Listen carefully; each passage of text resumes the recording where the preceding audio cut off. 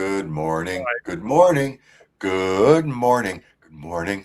Ha ha hoo hoo hee. So it was nice having Jim up. Wake up. Wake up. And no, it's not Pepto-Bismol. It's a Hold on, Jim. Are we going to go out today or no?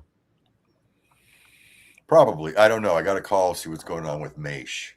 Yeah. Okay. raspberry smoothie in the morning. I'm going out regardless, so I'll leave here when I leave here, and you'll let me know. All right. Very good. I've been locked. It's my summer break, but I've been here 2 days. I've been trapped in here for 2 days. Well, I've been doing renewals and stuff like that. It's been hotter than hell. But in the mornings, I'm listening to my stereo. Is Wyatt? Are you coming up here? Was he invited? Hold on. Can I operate this show the way I saw him here. I just want to know if I want to duke it out with him about these cash grab. Mazzy is the wrecking ball of the VC. What I'm talking about? I'm with Wyatt on this one, man. What's about what? About what? What part of it? Hold on. I told him come up in 15. Sell the frickin' records individually. Oh, hold on. Box sets always do this. Box sets always do this. Guys, chill. Another 10 minutes. Then you can discuss everything about him. Okay, I won't talk about him. Mazzy ruined everything. Okay, so I want to talk. He's a comedy. Okay, hold on. Melinda, when are you going to come up here? Thank you. Before anyone's watching the show, can I describe something that happened while I was listening to my stereo yesterday? You had an orgasm and crapped your pants. You did the trifecta. You burped, you farted, and you shit your pants. Oh, come on. Not in the morning. Don't talk. Wow. Hopefully Rob, when you do that. You need to back off on the iced coffee, my man. So I was listening to Uncle Meat. I have 6 copies. I was listening to all 6 copies one at a time. And all of a sudden I noticed on this one saxophone. Hold on for the stupid people out there. What is Uncle Meat? Oh, I'm sorry. Uncle Meat is I think it was the 6th record Zappa put out, 1969, double record set, Uncle Meat. And there's a saxophone solo where for the first time since 1969, I heard Bunk Gardner, the sax player, gasping for breath. Oh my God, it was unbelievable. It was so cool. Which version? Hold on. Sorry, Jim. What a cop-out, Melinda Murphy. Oh, yeah, I'll come up sometime. Mm-hmm. Yeah, I get it. If I change my name to Chance, you would come up. Don't call me, we'll call you. Okay. Does anyone knew anything of what Jim said? No. Yeah, I know Uncle Meat. I bought Uncle Meat one. I'm just saying that this new stereo is so revealing that I heard the sax player breathing. Okay, that's what my question was. Hold on. Yeah. What new stereo? The amp. The stereo. I've had it for about 3 months. It takes time to burn in, loser boy. That's your new name, loser boy. Thank you. Thank you, everyone. And when anyone coming to VinylCon and want to meet me, just scream loser boy at the top of your lungs. Well, hold on, Melinda. Yes, I have appetite. Jim, when Rob's delivering just a genius joke, I need silence. Oh shit. Okay. Hey, hold on, Melinda. If I had a nickel for every time Mazzy said that to me, he laughed.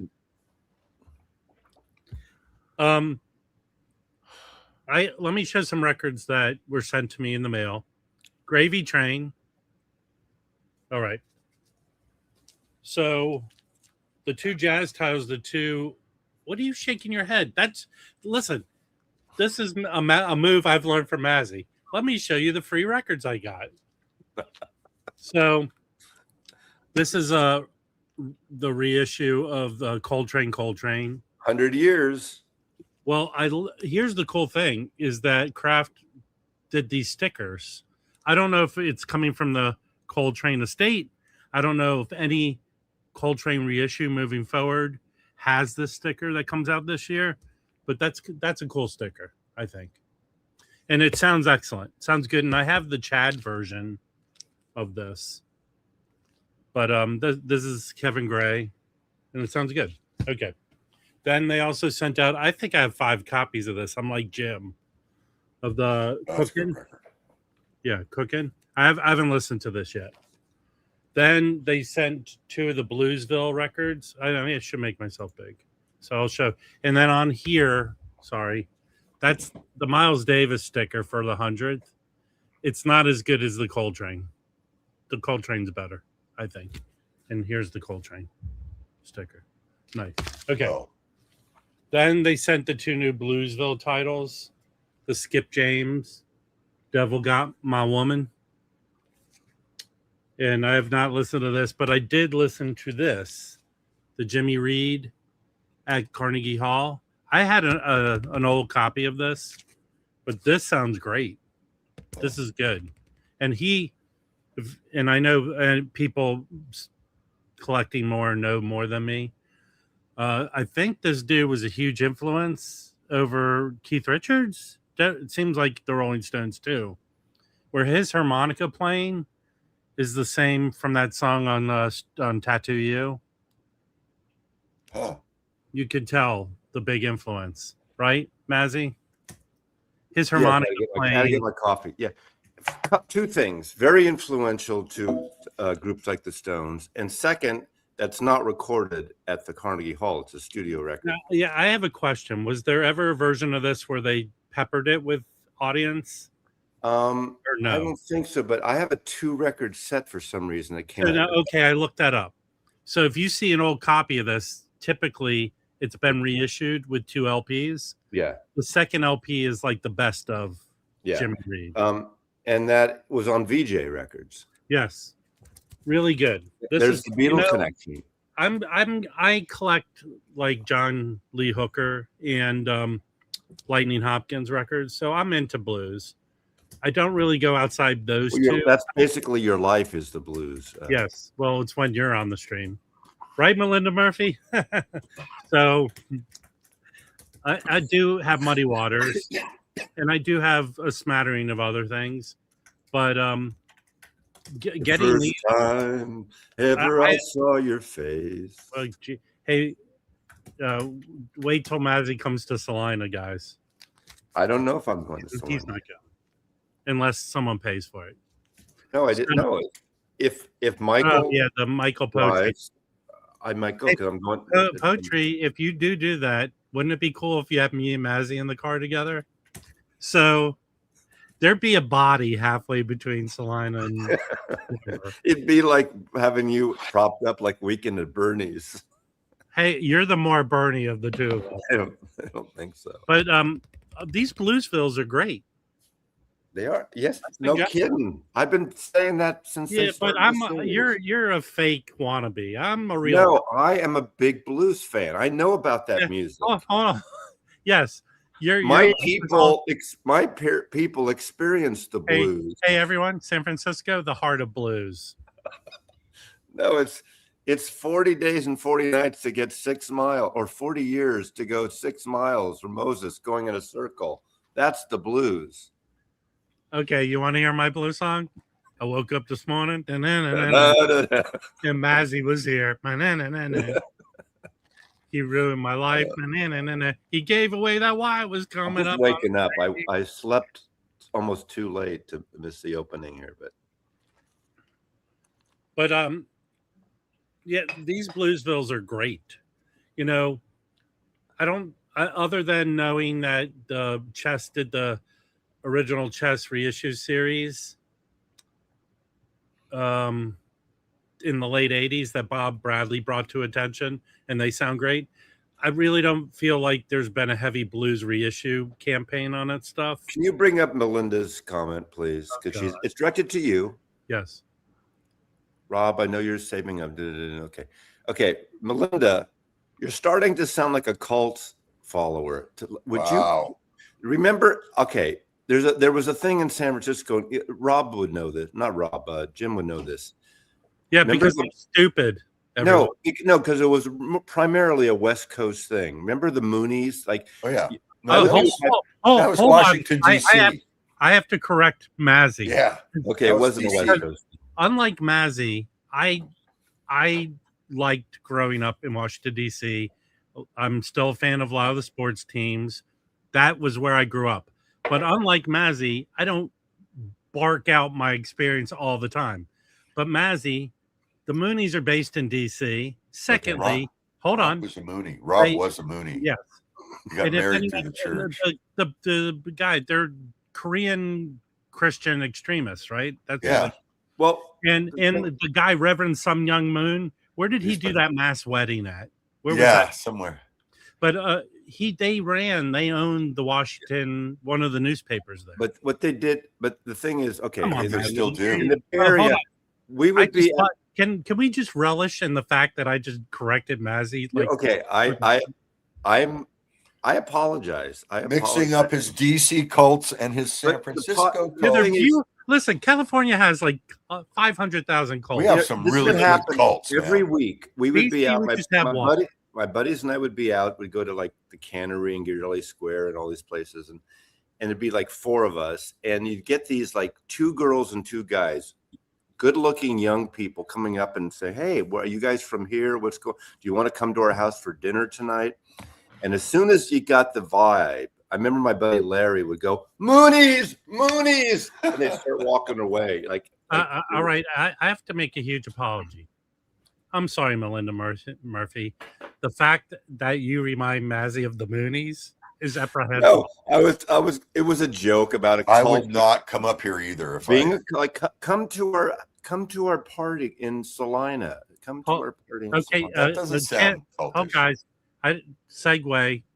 Chance mentioned this, but that guy, the Irish musician Glenn Hazard, right? He died in a horrible motorcycle accident.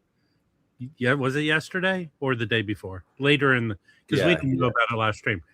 And I have to tell you something. If anyone saw that movie, The Commitments, that Alan Parker movie about Irish blues band, awesome. Or they were soul blues, and he was in that. Oh, he had the long red hair. Yeah, that was the first thing. And then, John Carney, the Irish movie director, who's basically all his films are music related. I want to see the one that just came out with Paul Rudd and Nick Jonas. That looks good. But the all his movies are excellent. Okay. All of them are excellent. And I tested the one with Mark Ruffalo and Keira Knightley, which was good. Very nice. But he broke through with that first movie with Glenn Hazard once. Yeah, Joe Boyd did a thing about him on Instagram. That's a good movie. Wicked Dale, I know the Sneetches. I have a friend who started singing with them a little bit, but she left before they did anything. Wasn't Alec Polo in the Sneetches for a while? The guy who does all the archives for Rhino, the other guy that's not Andrew Sandoval. I used to see the Sneetches. They're out of Berkeley. Yeah, I've totally forgot. I never had any of their music on CD or vinyl. It had nothing to do with the Moonies. No, Wicked Dale. I know of the Sneetches, and I've seen the Sneetches. Yeah, that's another thing. They announced another series that Chad's curating, the Moodsville. Here's something. I have a lot of original Moodsville records. They're excellent. I have to check if I have the Coleman Hawkins, because all the Coleman Hawkins on Moodsville, sort of the covers are all the same. But I do have the Ray Garland with Lockjaw Davis. All excellent. We're really covering a lot of territory this morning, And by the way, it's been about 30 hours since I have my new cart. So you have to give it time. And I have a video posting right after this show of Matt from Hawthorne installing the cart. It's sort of condensed. I have an introduction to condensed. So you can see I got the Lyra Delos cart. You have to use a shim. Yeah, there you go. Thank you, Rob. It's very revealing. He takes 30 to 50 hours to break in, but it sounds really good. Obviously, some records better than others right now. It's like MC carts are very revealing, but it sounded really Really nice. Um, Very similar to my ML, more than the Nami Blue, I thought. I'm not going to go grab all my Moodsville, but the Moodsville, here's my understanding of how they came up with the Moodsville records. Prestige, I think it was a series that they used, like old for the time jazz musicians, like older ones who kind of were a little past their prime, like Coleman Hawkins. And do you have a lot of Coleman Hawkins? I have like 20 Coleman Hawkins records. Do you call that the Coleman collection? So the Coleman Hawkins, someone else helped me out, but that was a way their backing bands were like the younger guys. Coleman Hawkins did a lot with Kenny Burrell, and they're excellent, but their records meant to be played like at night. They're like kind of cool for me. They're not Miles Davis cool jazz. They're like cool, chill records. So, and the Red Garland did a bunch of Moodsville records. Yeah. So they're really good. I think they kind of started doing them in like 60, 63. Okay. I don't want any inappropriate behavior, Mazzy, but you're going to challenge somebody who's coming up. Hey, Wyatt. Hey, good morning, everyone. Aloha. Had to get up early today. 4:15 a.m. here on Maui. Oh, shit. You might as well get in line for Record Store Day right now. As well, right? I mean, you live more in a residential part of Hawaii, I think. I mean, yes, I do. Right. So what are Hawaiians? Are they morning people or are they night people? It's a little bit of both, most likely. I know, like, if tourists are there, it's like... You get your Kona blend. Do you drink coffee? Yes, I do. So Kona's good. Also, Maui Brewing Company is really good, too. Yeah, yeah. You know, there's a chain called McKenna that's starting to open up all around, and they call themselves like Hawaiian coffee. Okay. Like the Hawaiian type of Starbucks. There you go. I haven't tried it yet. They're about to open around me. So I know, Wyatt, what's your output? Like 8 videos a day? What's the output? Maybe 1 video a day or every other day. Kind of depends. That's how you build a channel, Rob. Learn it. That's how you build a channel. I don't watch any of your shit, Mazzy. Although obviously you just did. No, I did comment on Matthew Cates. Yeah, I said Davies. I got it. That was good. So, but I believe 2 of the people on screen other than me have some contention of stuff that you've posted.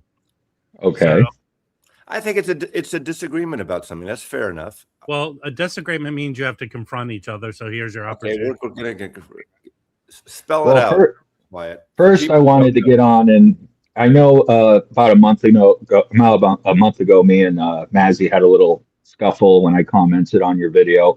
And, I realize now that I never properly apologized to you, Mazzy.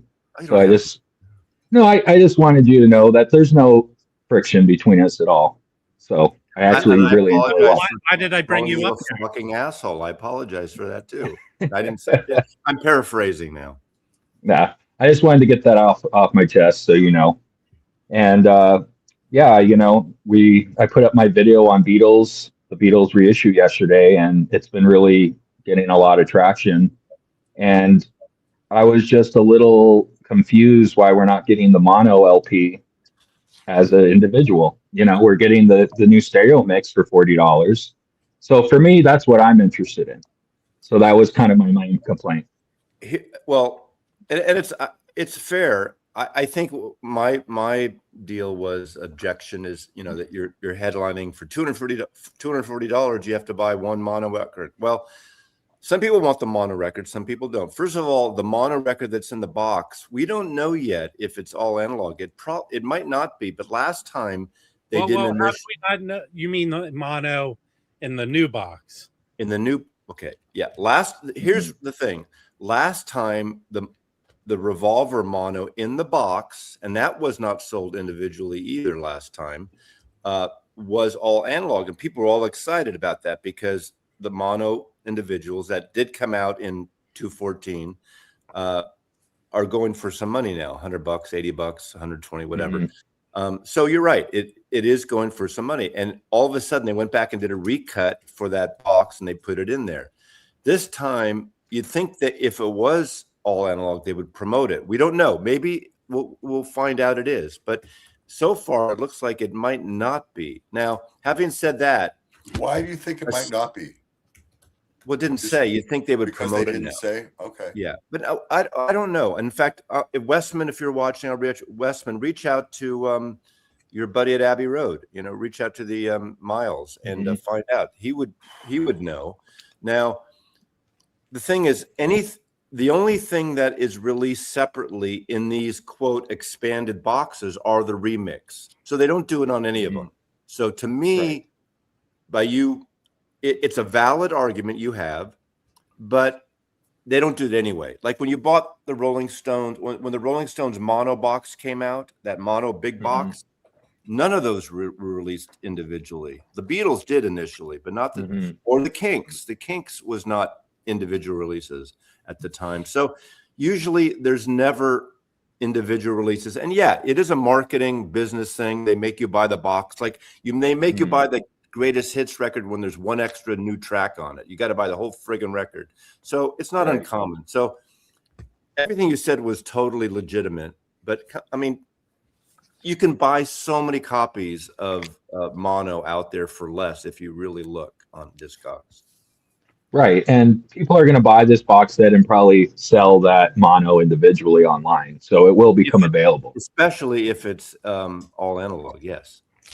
You know, my problem is with the Beatles, we should always have the mono masters available. I agree. You know? And the stereo should be all analog too. I know Fluffy keeps bringing this up. I have no say in that stuff. You know, these companies, and this goes like, look at Sony. Sony's the biggest example of they won't even open their tape vaults. They'll give you a one-to-one copy or digital file. Like, what are they holding these for forever? Like for the next 3 million years that no one cares, just to have them?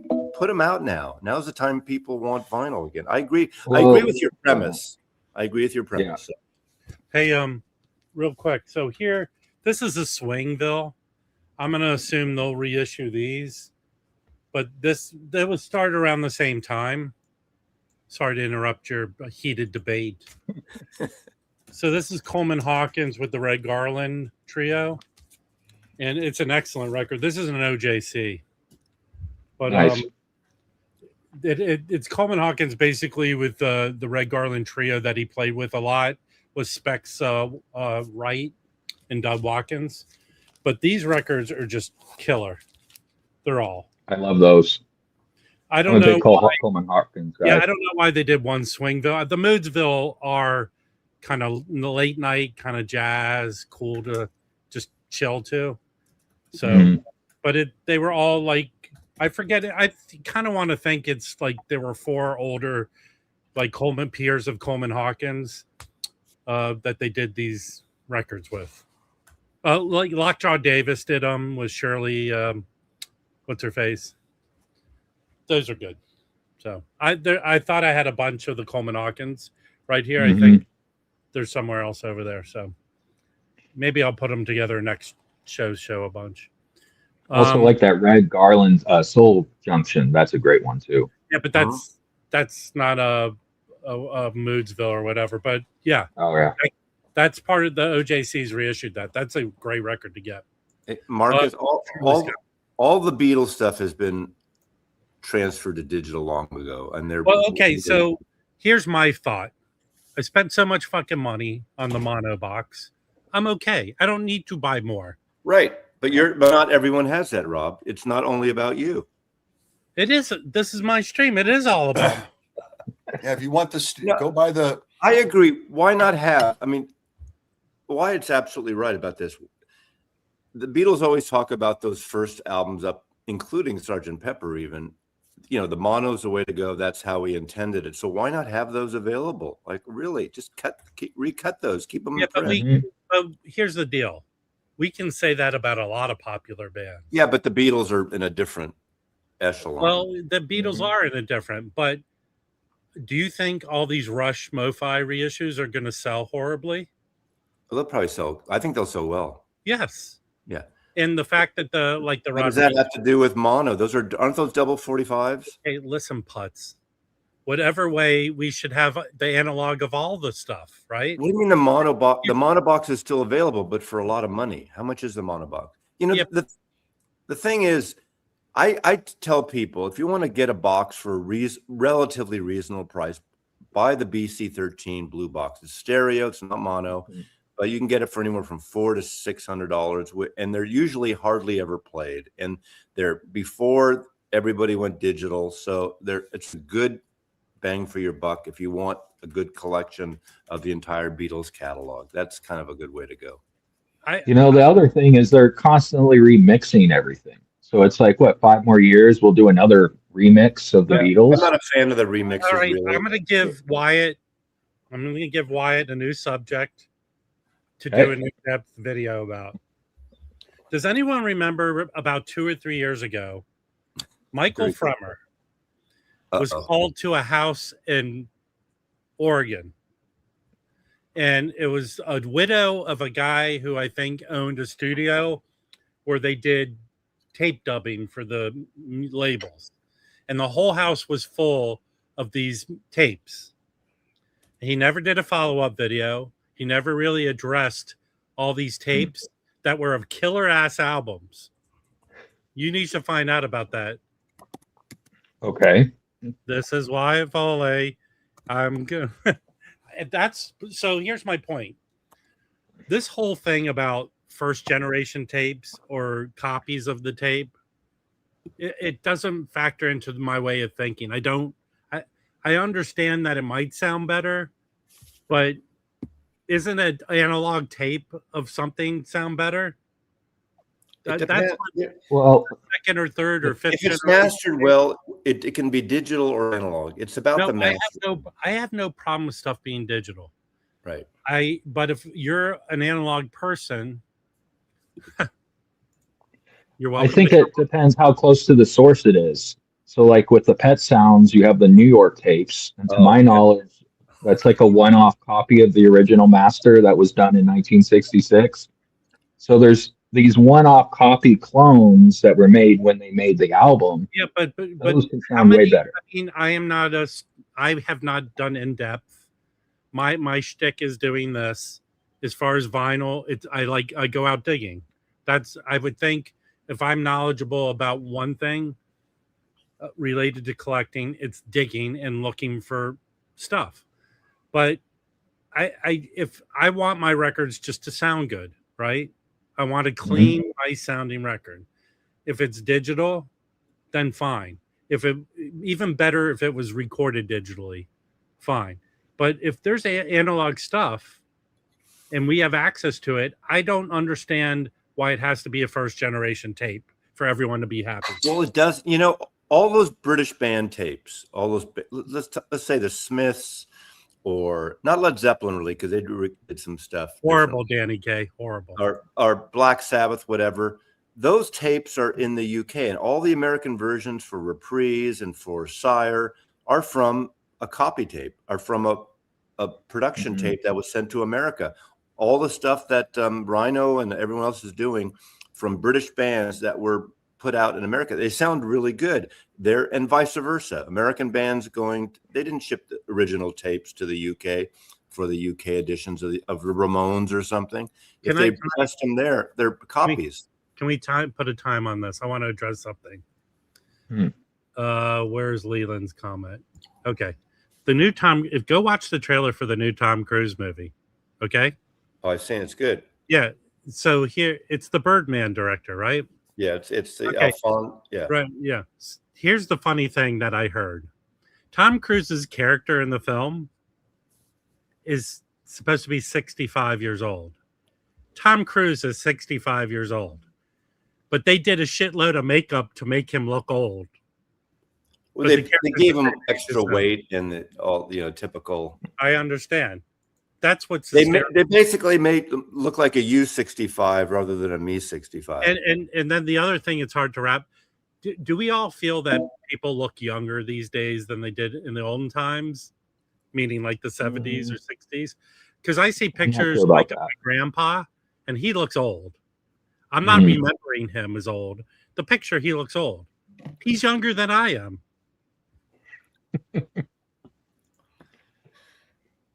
So what you were saying, Rob, about the tape source, I do have an answer for that.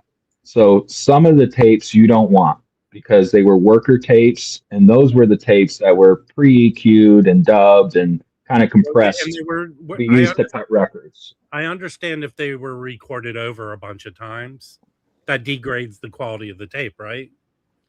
Yes. So I do get that. But if there's a purposely made second copy, third copy, and it sounds fine, and it needs to be EQ'd. It just depends, though, if that second or third copy was deliberately made to press records in that time, because that means they would have added the limitations for the equipment at the time. So the original master doesn't have usually those limitations. So that's the big difference. Hey, Patrick. Hey. So let me ask a question real quick. What's the best sounding version of Sgt. Pepper's out there that people talk about? What is the absolute best sounding version that people say? The first British mono. The first British mono. No, you're the one who says a stereo version of it's the best, right? No. There's a version that was done in the 80s in Australia. They gave away at a record show. There was 900 copies made. It's by the Audio 5 company. It was done from a 1-to-1 copy of the original master tape of Sgt. Pepper's, and they sent it to Australia. The guy Dan Bartlett was the guy who cut it, and people who have heard it, including all y'all's buddies at the in-group, says it's the greatest thing since sliced bread. And it's a 1-to-1 copy, not the original master, a 1-to-1 copy. So everybody that gets hung up on this stuff, the Nimbus is not, I've heard the Nimbus. The Nimbus is, there's a lot of great Sgt. Pepper's. The tube cut stereo. The UHQR is good, I think. Yeah, it's all right. But I mean, here's where Patrick excels, in my opinion. is the thing like the Couch album with the F and the dead wax. You're gonna say that every episode. No. Okay, I have other examples. The F. First of all, I call everyone moron. Yeah, I'm worse on Rob than I am on Wyatt. If you excel at being a moron, you are in the putz name, like Mazzy. So, but here's my point, and I say this a lot. I just picked up a mint US, basically an OG copy of Dark Side. Still, my 1983 US, which there are a bunch of different ones, at least 2 different masterings of it, 11 different pressings of it. I believe sounds the best. Well, it's close. I have the 30th anniversary. Well, I mean, you like it. So Wyatt likes apparently the Rhino Black Sabbath, and I just kind of shake my head and go, "What is wrong with you, Wyatt?" But I mean, it's what he likes. I mean, it's like, you can't sit there and like funnel somebody to like what you like. If they like it, that's perfectly fine. But Mazzy, as a massive Beatles fan, how is it that you haven't heard the Audio 5? So I haven't. Where would I hear it? In 900 copies, you said. I've heard of it. Have you ripped it? If only somebody would have done what I do and ripped it for other people around the world to hear it. So yes, I'm not a rip. I have done it. I have had it. I have digital done things is not. Yeah. And in your ears. So hold on a second. Now all of a sudden, digital things aren't yours. I just heard you a minute ago say that digital doesn't bother you. No, I mean listening. I said listening through a digital thing. I can't tell how it would be compared to a record. I understand what you're saying. You can. I believe you. I believe I would like to hear it. If someone brought over to borrow, or I went to their house to listen to that, I would love to. And whoever said there are no BC13 boxes from Digital Cuts. Those came out. They come out way before. I know someone mentioned the 85. No, any of the BC13s are all from analog. Now some are tube cuts and some are not. That's different. That's the difference is you want, because you never know. They just pull stuff like you get some like -4 matrices. They were random, you know. You never know. off the shelf, and they stuffed a box. Yeah. So why did Russ? Everyone had were able to get that really wanted the last time they repressed it last year. Why didn't you get it then? You know, I know it's been 10 years or 12 years now. Those mono records were in stores for a good 3 to 4 years. And the box first set. time. But I feel like anyone who wanted those, like me, had enough time to get them, right? And even after they all sold out, they did, unless they could be. I will admit, a lot of people only got in a vinyl during the pandemic, so in that case, they didn't get them. I understand, Mazzy, but enough people were selling it, although like $1,000. Well, whenever you bring that up, like, how come people are bitching now? You had a 10-year period, a 5-year period. You can still get a BC13 box. I see them all the time for like $300. You can still get. Yeah, those are great, man. I mean, can you turn your volume down, man? Who, me? Yes. Yes. Jim? Yes, Jim. I don't know how to. The other screaming guy. You're Can you just go? Can you just go away, Jim? How do you turn your volume down? Isn't it auto? Step away from the computer. So I have a question for Patrick here, because he did mention the Black Sabbaths. What is the better sounding Black Sabbaths to you, Patrick? I mean, it's all like, from my opinion, for the first album would be the UK Vertigo. Okay. The second album would be the UK Vertigo. The third, Master of Reality, would be the UK Vertigo. And for the fourth one, by far the UK Vertigo. I just did a rip of it. And after that, you know, there's some of them were cut Sterling and some were cut in the UK. It's like Sabbath Bloody Sabbath. I like the US better than the UK. The first pressing, the WWA Deluxe, blah blah blah. So and what was wrong with the Rhino Hi-Fi? What was wrong with it, you think? Well, okay, so the first the Black Sabbath self-titled. I remember I did a live stream and we were all sitting there and I played the Rhino Hi-Fi and it sounded fine. You know, it's like nice, clear, everything. Just the bell and the rain coming down, and then I put on the Vertigo, and it was like, oh my God! It's like the earth opened up, and that thing hits you, you know. So and it could be a sense of nostalgia for me. So there's all sorts of different. You know, even the greenie was a little. Even the greenie was a little more brighter, a little more revealing than the Rhino Hi-Fi. I like the Rhino Hi-Fi. But we put it on next to the greenie I have, and that really was, it was bolder, it was bigger, it was more dynamic, but they're both good. If you don't do that's the thing, if you don't A-B these things, you're going to enjoy any of them, I think. Yeah. You know, exactly. You know, also, you know, whatever you have, if you enjoy it, then that's it. But if you want the very best sound of records that you love, then there is some chasing that has to be done, usually. You know, if you really truly want the best sounding one, sometimes you got to go dig. Let me ask you a question, Patrick. Which comes first, the record or the stereo that's revealing enough to be able to, you know, the equipment that's able to get that out? That's, I mean, but a really well done recording will sound good, decent on just about any system. That's true. You know, so like Asia, Dark Side of the Moon. Those things, you know, you put Dark Side of the Moon on a boom box and it sounds pretty. Sounds great. Yeah, that's true. You know, so that's just my opinion. You know, everybody else has, has their own opinion and how they like to hear things. Some people like a little bit of top end. Some people like a little bit more body to their sound. And so people have different hearing. You know? Yeah, what? Exactly. What? Huh? No, people have different hearing. I don't hear probably over 12,000 hertz or something. Hold on, buddy. Let's step back a second. What?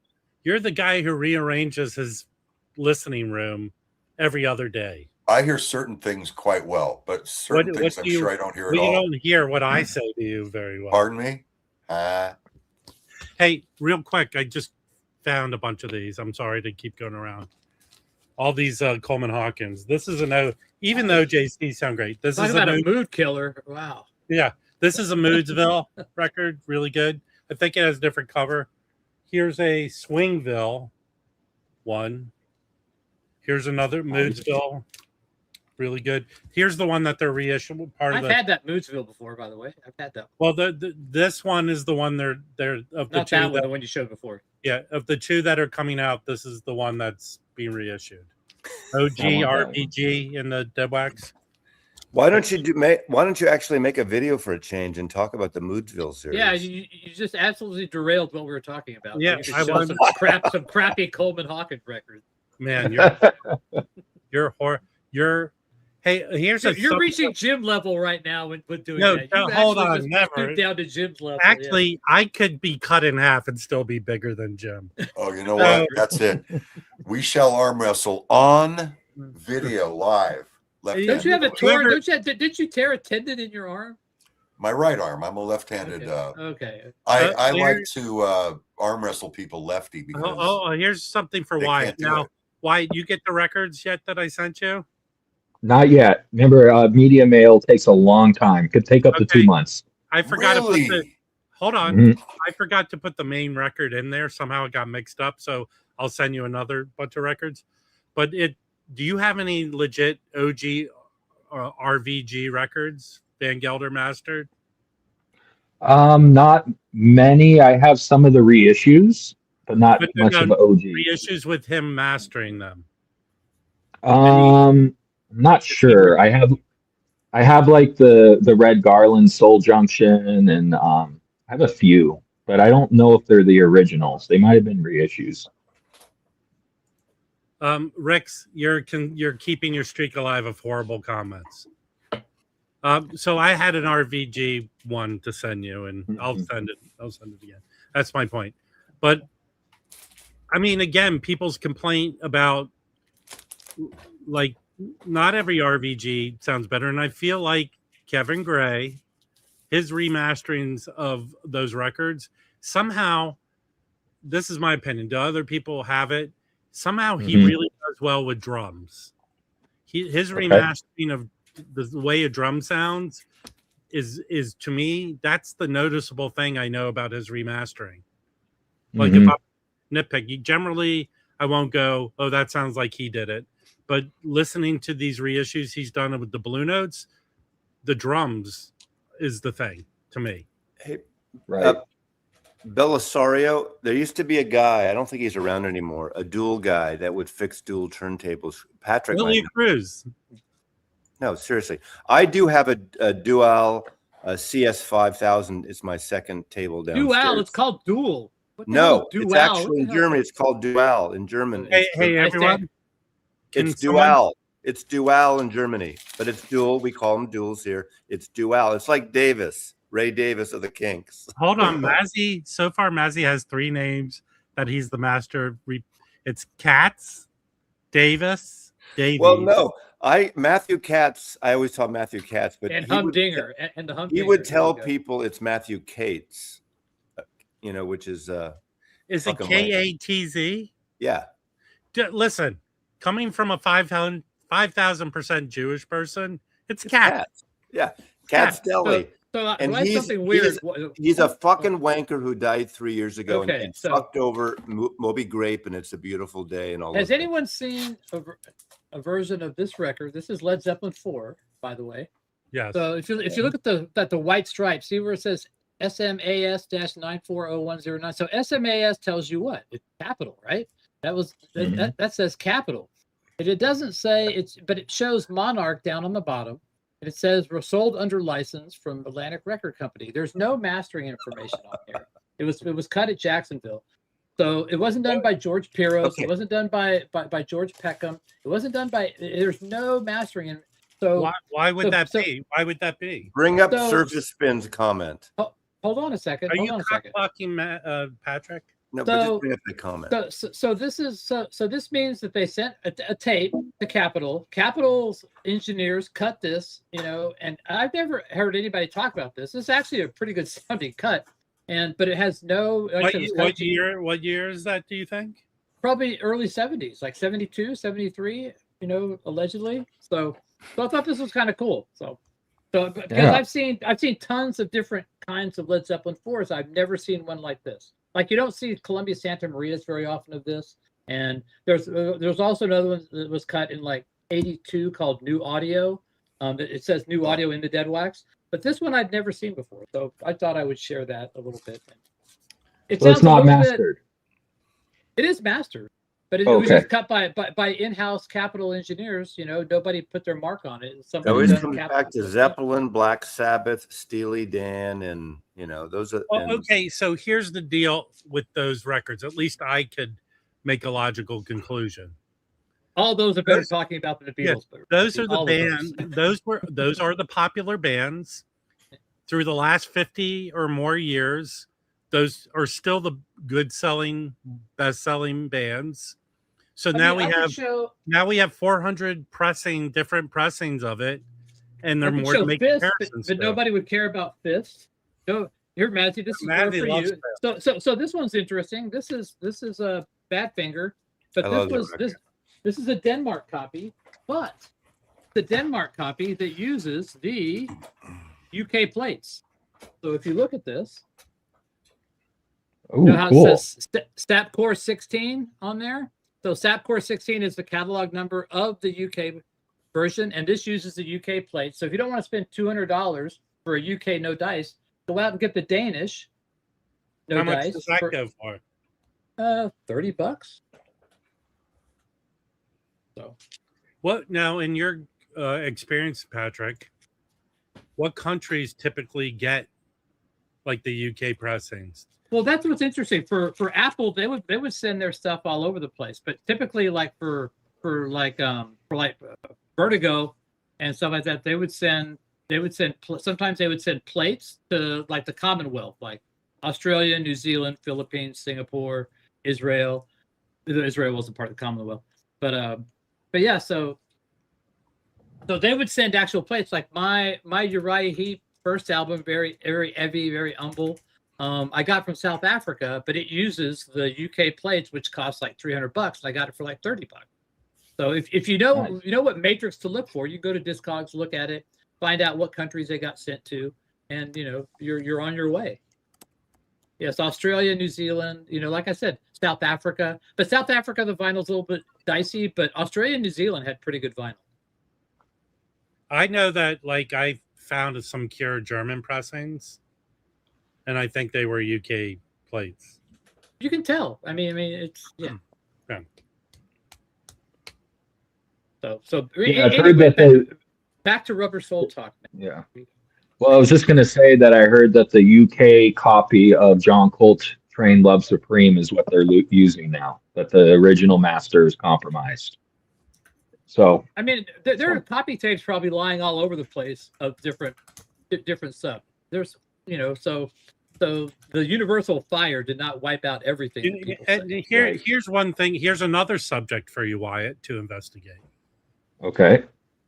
There, like right now, I believe I don't have this factually correct, but the Tone Poets, they're sitting on a backlog of a lot of mastered copies of it. Like that, they're years ahead of what they're going to put out. So, and even let's talk about classic records. There were tons of records they did mastering of that were never put out. So was there a period of time in the 60s or 70s did they master stuff and never used it? I'm curious about that, because that had to be a thing. I don't think today's practices of doing stuff, or were they horribly different than they were back then? There are bands' albums that get shelved that never came out. Yeah. Well, I do know that. I mean, we're dealing with at least 30% of the Blue Note catalog was shelved or something like that. Like the Chris Bellman Who cuts we're getting again.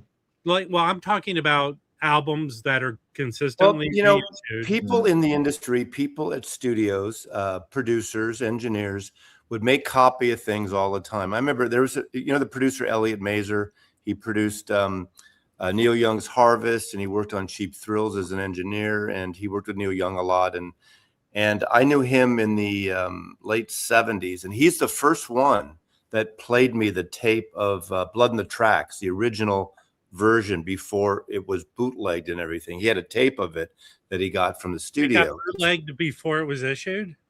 Well, no, it wasn't bootlegged yet. This is like in 76, maybe. No, 77. He You had mean this he played me the tape. I had never heard the tape. He actually played me the tape. There's a version of it that was never released. Well, it was finally released in Record Store Day and in the box sets and stuff.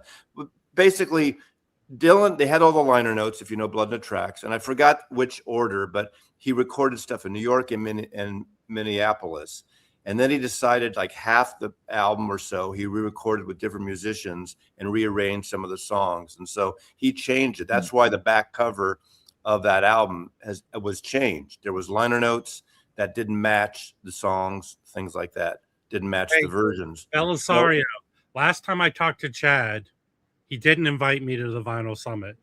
So where do you stand on these coup reissues that they're just recycling the old classic record plates and just saying, "Hey, look at these new reissues. We're going to give you this nice shiny." Well, they're new saying they're thing." from the classic Well, plates.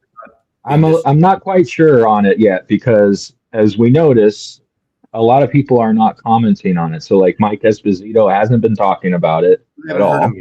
They haven't heard And the new one. Chad is claiming that it's like the top of the mountain, that there's nothing that's going to be better. But I'm not hearing a lot of people talk about it. So I'm not sure if that's going to be the best. Why you have to think there's a little bit of Kool-Aid situation with this? Yeah.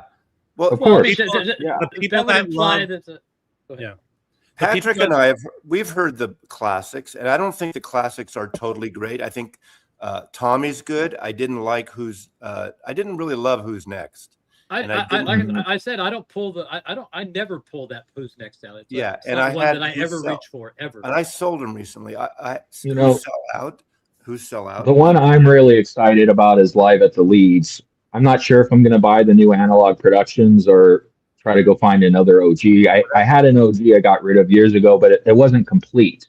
So it'd be kind of cool to own with all the inserts and everything. What do you think, what Patrick? the source is? What's the source for my generation? Because I heard the mono tape of that was like FUBAR years ago. So much so that George Peckham had to cut a vinyl copy of it for the Virgin reissue in the 80s. So I'm curious what the source of that is. Right. Yeah, we deserve to know what the sources are. And I did a video about tape grading. That should we have a grading system for our master tapes and have another little sticker? But that's subjective again. Yeah, so it's hard to say. I agree with Patrick here. I can't believe Patrick and I are agreeing this morning. I know what's happening. What alternate universe are we in? So it is subjective because someone could have a different opinion on the tape, of course. But I didn't like that Kevin Gray. So Wicked Exile mentioned the heavy vinyl. I had that. It was called Master Cuts or something. It had a little silver sticker on it. I didn't like that one the other day. I've seen it. I had a couple of those. They were like the early audiophile reissues. I saw Who's Next Master Cuts the other day, and I looked it up. And if you go to Discogs, Matt, Doug Sex. Okay, calm down, Mazzy. Stop being a putz. So, God, you're like a kindergarten teacher here. So, have you watched this stream? So here's the deal. I saw Master Cuts. I looked it up. And one of my favorite places to truly feel I got good people's opinion is in the comments or review section on Discogs. And people said it doesn't sound good. The Who's Next Master Cuts does not sound good. If you want the best Who's Next, go look for the MG. What is it? 18888 and 18889. Get a German, get a French. Get that gives you the same sound as the UK, as the US for a lot less. And the UK and the Euro vinyl was better formulation than the Decca was in 70s. I have a question for you, Patrick, and maybe I don't know if Jim would know this. That's just my opinion, but I think people. I have a question for you because I don't know the answer. So, Chris Bellman cut these things for Classic years ago, 20 years ago, whenever, and they're coming out now, and Chris Bellman is working on them again now. Is there anything they're using the same plates though? They're not recutting them again. I know, but he's involved in some way. My question is, I mean, we all know that sometimes different pressing plants, you could have the same tapes and the same plates, and they could sound slightly different from different plants and all that. You know, that's what happens. can these sound like, can they fix it all? Any issues? Like I thought some of the classics were a little bright. Can they tweak them at all at this point, or is it too late? No, they've already been plated. They're just going to stamp them. They're just Right. going to put that thing on there, just go boom, boom. There's no. And this isn't new. I mean, Chad did that with the AP75 series on several, like the Genesis, except for there was a recut on like Selling England by the Pound, I think. But for the most, a few of those ones were done with the classic plates. I think maybe the Couch album. I can't remember off the top of my head. So please please vilify me for being wrong. But there were a few of the AP75 that were cut from classic plates. You know, there's a My Generation I have. It's from the 70s. It's a British. What's the label that reissued version? That's good. And that's cut, and that's a needle drop by. So literally, you're really? listening. Yes, that's a needle drop by George Peckham. That is really good. I have that one. Go look at it. Tell me if it should say George Peckham on it. So I knew there was a discussion a long time ago. I remember watching, but how many plates are made? So Chad is sitting in his inventory. Well, they have a father. They usually keep the father, and then you can keep making mothers. You know, that's what you can press a lot of records from playing the tape once. The father doesn't degrade. No, they stay for, as far as I know, they can stay for decades if it's stored properly. Okay, so when Classic Records was making stuff, just in case for insurance purposes, they only made one metal father, or did they make several? Oh, they could have made more, but you know, think of how many mothers you can make from a father, and then how many. There are plenty of mothers in the chat, especially an audiophile label. You know, you're having a hard time selling 5,000 copies. So. Isn't it funny that we don't call the father the mother, and then the other way around? It's so sexist. We should be angry. Yeah. I saw Master Cuts. Patrick was talking about a Master Cut. MC heavy vinyl, yes. So I've seen the heavy vinyl was cut by Kevin Gray, wasn't it? Hey, Dagon. Was he louder than Jim? I'm still super. I've got it on Otto. It's not like Jim talks. No, I'm gonna sing. Or it has anything worth saying. I want to know if he's going to Piper's pool. If he's going to Piper's pool again today, that's what I want. I've seen Piper's pool. I've not been in it. Never I saw your. How's my mic volume now? So, did anyone see that they put up the shootout for the the RSD of the new Heart-Shaped World, and then the One Step? The original sounds better. Anyone can hear it on YouTube now. He did a comparison, like an AB. Yeah, did he talk about, because when they reissued it for Record Store Day, and it was probably the same parts when they put it out as a Record Store Day essential, the white vinyl one, people said that sounded the best, right? Didn't people say that? Well, he just put up an AB with the RSD Record Store Day one and the original, and I could hear the difference instantly. The original had more clarity. The first one only came out in Germany, I think. So I did order the One Step. I haven't got it yet, so I'm actually a little disappointed with that purchase because is it a 33 or 45? I think it's 45, the new one. Oh. Which, you know, it probably sounds great, but in his shootout, he says it has more dynamic range than the original. But when he did the comparison AB video, I'm like, the original just sounds more open. What album is that? Possible he confused which one. Heart-Shaped World, Chris Isaac. I had that 45 somewhere around here. All I'm saying is go get that Record Store Day one, or the essential one. Yeah. The Record Store Day sounded almost virtually the same to the original, but there were little subtle differences in clarity when I listened. And I believe someone prominent mastered the Record Store Day. Am I wrong? I'm not sure. Hold on. Do you, Vinyl Piper, do you have a legit, serious comment to make? Here's the deal. Here's my take on that. I've said this before. You can hear the difference between the two, but you can't really tell how they really sound. Now you can tell one is better than the other. We could squash that right this very minute. I could load up my foobar. Oh, I'm sure. I could play it right now. But you're not hearing reality. You're hearing it. Yes, you are. Yeah, everything's changed by what you listen through. Everything, exactly. You can definitely tell the tonality. Everything. Yes, you can tell the difference between the two sources, but you'll never hear how it actually sounds. And it can no one's ever going to hear how you hear it. No one's ever going to hear how I hear it. So I've heard things that sounds better on YouTube, one or the other, and then I play them both in the house, and it changes completely. Hey, by the way, can I get back to Coleman Hawkins? No, I'm joking. Wyatt, have you ever watched Michael Fremer's? Was it the 100 best analog records that you could get? Because I think so. Yeah, I'm critical of Fremer. No, I know. I trust Mike the Ingroove does it, and in fact, he hasn't put that bluegrass album or Tony Rice album on his 100 best because that album's fantastic. That craft reissue, but I still feel that video Fremer made is excellent source for finding great sounding albums. And here's the one thing: this is cheap album. That Pure Prairie Leg album, I forget which one because they all have the same cover. Well, same illustrator, not the same. Yeah, I'm joking.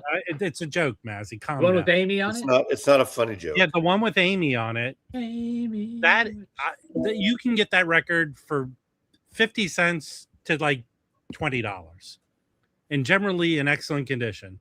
That is an excellent sounding record because I was helping my buddy with his collection, so he had a copy of it. I took it because it was clean.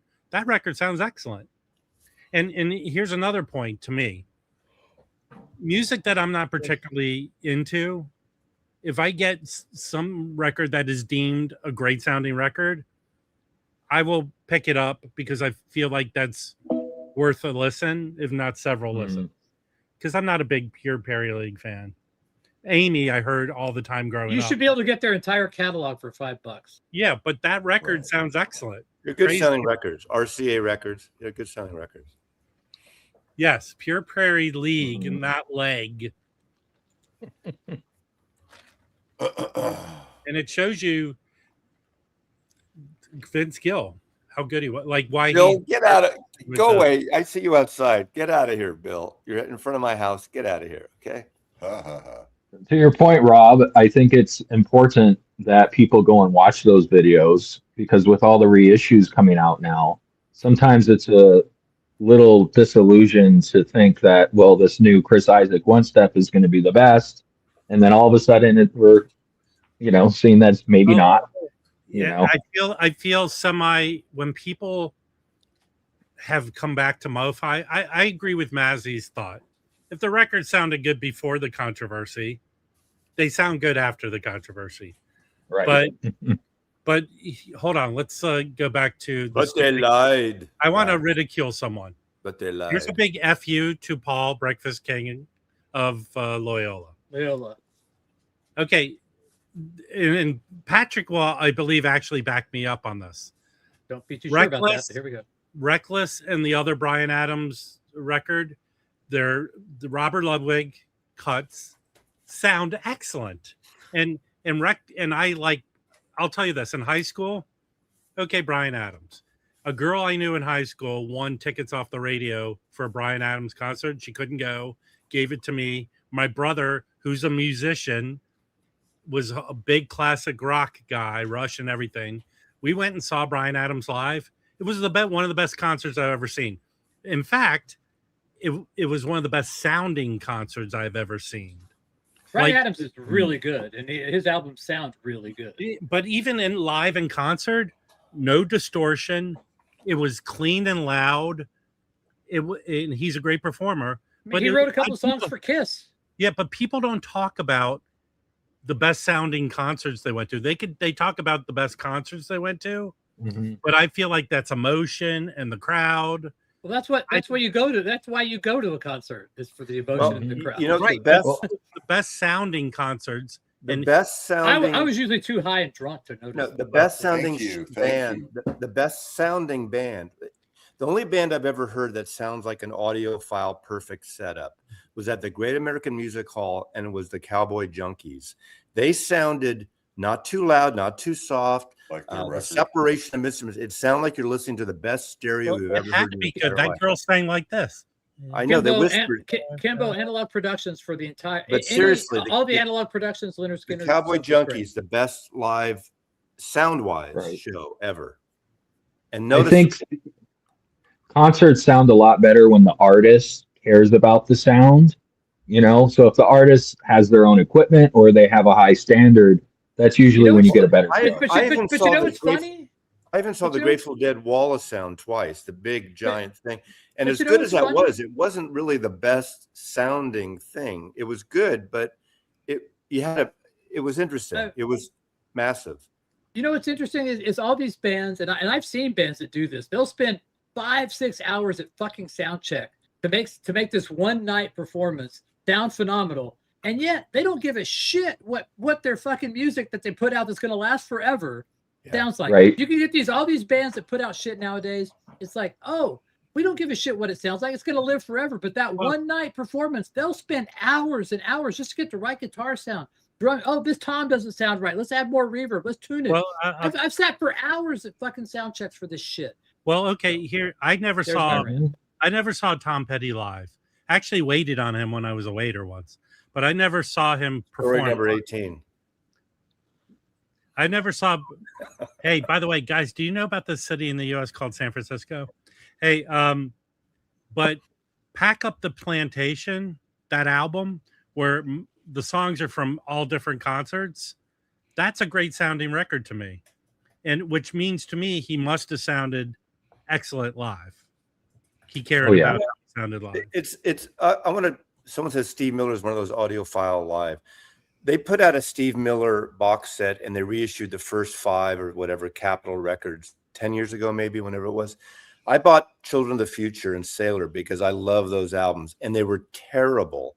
And so as much as Steve Miller, those first albums should be vinyl file versions. Now they were recorded in the UK with Glenn Johns and they're good sounding record recordings. The original Capitals are pretty good, but the ones they reissued are terrible. So those I love Steve Miller, but his best of album to me is the one to own. That doesn't have any of the stuff Mazzy's talking about. His greatest hits album has none of the songs Mazzy's referencing here. I understand he did a bunch of albums before he I think his best albums are those like Children of the Future, Sailor, Brave New World, I understand that. When you're a 7-year-old kid listening to the radio and they play, sure, you're like Jungle or Jungle Love and you know my last Fly name, Like an Eagle. You like Fly Like an Eagle and all that stuff. Right, I get it. It rhymes with my last name. Yeah, So, I like that stuff too. I have no problem with any of his catalog. I like the newer stuff, the older stuff. I think it's a progression. He did a great job, man. That guy was good. It isn't. I know he's like 85 or whatever, but he still is with it and cool, and he plays live. Yeah. I kind of like that. He's so fucking opinionated, like you, Rob. Okay, calm down, man. Oh, like Rob? Oh, Jesus Christ! Let me finish my thought. He's wrong all the time. He's always wrong. Hold on. Let me finish my thought. Shots fired. Hey, I kind of feel. Does anyone else feel Steve Miller and what's his face, the comedian actor Bill Murray? They're like the same person to me. No. All right, let's get back. Okay. I think I've seen a lot of video of Steve Miller in the last bunch of years playing live. He's redone a lot of his songs the way he plays them. Mm-hmm. Am I wrong about that? Why? Because I think he has a little. His voice is not quite there anymore, though. Yeah, but his voice. I wouldn't pay to see him. Yeah, but his voice. He wasn't like. You have to see Steve Miller for his voice, but I think he's kind of blues them up. Mm-hmm. His songs. He probably gets bored of playing the same songs. I don't know how Mick Jagger gets up there and keeps that energy going. How many times can you sing "Start Me Up"? Well, but you do it for the fans. I listened to that new album and I like it. Seems like his voice is just as fine as it has been. He made a deal with the devil. Oh yeah, which is still good. Yeah, Mick Jagger's voice is actually doing better now. It's gone in cycles. There was a time like 10 or 15 years ago it was just like way off. I don't know what it was. I gotta get out here and ride my bike before it gets too hot. So okay. Wanted to come yell at Mazzy for a few minutes and then. Hey, Nice hey, to see- hey! When you go out riding, Patrick, how many people scream from their car? What the fuck is that? Hey, I'll do a little promo here before Patrick leaves. A little promo. Patrick and I are going to share the video stage Saturday morning with Westman, talking more about Rubber Soul, I guess, and other things. And then I'll be on Wyatt's show afterwards. I'm Hold gonna on. be, Yes. it's gonna be my Mazzy day where I'm on like multiple live Double streams feature, in a man. day. You're leaving out Tim University of Vinyls on it with you too. Oh yeah. Well, I was Tim- just talking Tim's- about the people here. Yes. So Tim. luckily, if I can get Tim with me, we can divert the chat away from Rubber Soul. I'm fine with it. You know, so I could tell you my Bill Murray story. That I have a Bill Murray story. Number 26. We were testing the Fantastic Mr. Fox in New Jersey, and the movie started already. And Bill Murray shows up. I think he had some of his kids with him, and he runs up to me and says, "I'm here. I gotta go." And I get him to where he's sitting, and we hand out questions. Somehow he got a questionnaire. We typically don't pass them out to. We have a VIP area, and he filled it out, and it's like rating the actors. Meryl Streep. He goes, "Horrible actress." It was very funny. I wish I kept it. I gave it to my boss. But he comes up to me after the screening and says, "You know, dude, I have to apologize to you. I feel like I was kind of mean to you." I go, "You're fucking Bill Murray. I don't care how you act to me." Wow. Oh. Did you say you're fucking Bill Murray? I say stuff like that. I read the Of course you room. do. I read the room. So I've said Fucking that to Bill a lot. Murray. I've said that to Who a lot else of is people. fucking Bill Murray? I've said that to Harrison Ford. I go, "You're Harrison Ford. I don't care." But you didn't say you're fucking Harrison Ford, did you? No, I just felt like you would think it's funny that you're fucking Bill Murray. I don't care how you act. How much of your interaction with celebrities is movie involved, and how much was a waiter involved? Actually, I have this eye where even if you were like a fifth, like in the movie, like a kind of low level actor, A B. I used to go up to people and recognize them. And here's what I would do. I go, "Hey," whatever the way the conversation went, I go, "Yeah, I watched a good movie the other night." I would describe a film they were in and their character, and you could see in the look in their face changing. Like they How were. many times have you waited on Strother Martin? Yeah, I think he was dead before I came to LA. No, I don't think he was. He died in the 80s. Dude. Has anyone watched the new interview on Billboard with the Rolling Stones about this new album? They're asking them about doing a residence in Vegas, and it was quite interesting to hear that Keith and mix different, They didn't want to So do they- it, or one would have done Well, Keith is like, Keith will do it because he's tired. He's old and tired. Okay, yeah. And they asked Mick about it, and he's like, "No, I want to keep traveling the world. I'm not done." So Well, I just, it. Well, I believe I heard like Rush is negotiating about doing one at the Sphere. yeah. I Let's think of it. If we had the Rolling Stones at the Sphere, like a residency, I mean, is that it? Is that Well, like no, the no. retirement? No, it's always sort of been that way. I remember, like, I had a chance, and I regret not seeing Steely Dan. They did a residence at the, I keep forgetting which one. It was at the top of the strip, but they did a residence for at least a year or two in Vegas. So, and obviously, how did Vegas start? It was fucking Sinatra and Elvis and. Well, all Elton those- John did it way back. I see I totally see an appeal for an artist for a residency because for a month or whatever, you're not traveling. Your gear is set up the right way perfectly every night, and you got your people tuning it up every day to making sure everything's copacetic, and you don't have to deal with it. You have your days free, whatever, and I totally get it. They put you up, not if either they set you with a rental or you get a nice patch of suites at the hotel. I think I but would here's do the it. way. It's not like they're playing every night. They do blocked shows Yeah, there. yeah. And they I have don't days think off. I don't think Kelly Clarkson is living in I mean, Vegas. What are the Tiger guys? Roy, Siegfried and Roy. Siegfried and Roy did it forever. Yeah, I but know they lived in Vegas I and know, they I know. started So doing did, their what's shows his in like name? the 80s. What was the Wayne Newton. Wayne Newton. Yeah. I went Well, and saw I Wayne guess- Newton on my wedding night. I just have a feeling seeing this interview that Keith Richards is starting to slow down. And when he was asked about continuing the travel, he sounded tired to me.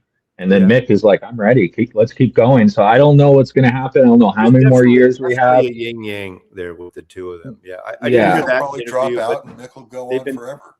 You know, these interviews have been amongst the best Stones interviews because they seem. Did you watch the Conan O'Brien one? They're not.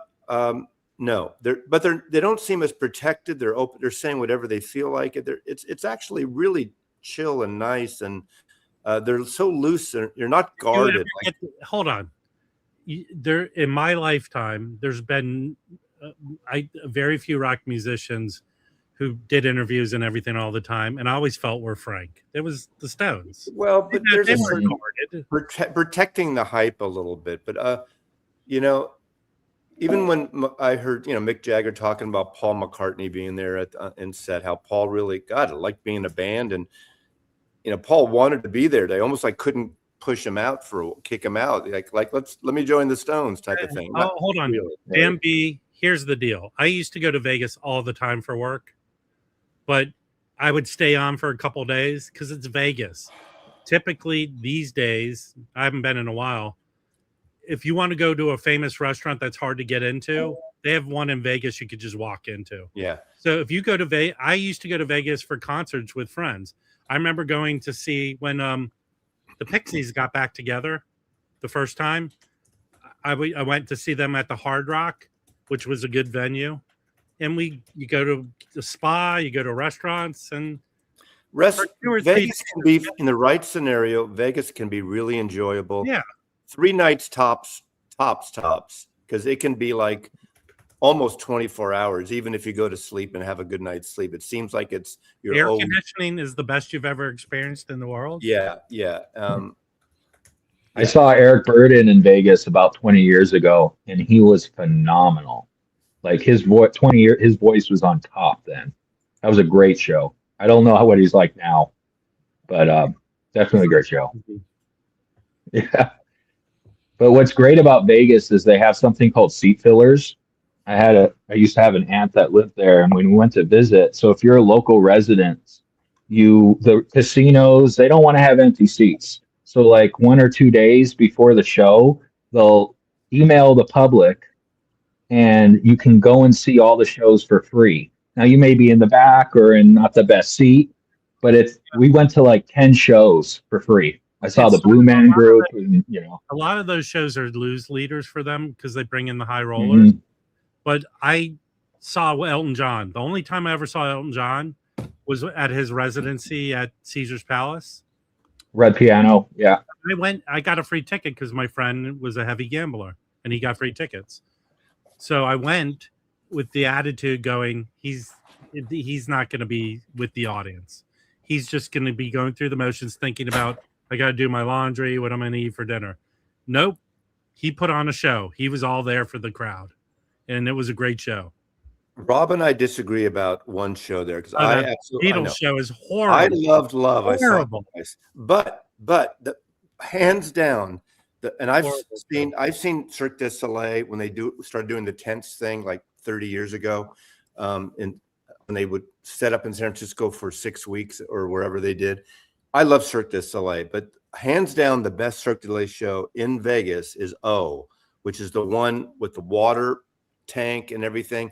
It's unbelievable, the set and that design. I don't know if you saw that, Wyatt. No, I haven't seen it. It's better than Love, yeah, but I like Love too. That Beatles show, the music, excellent.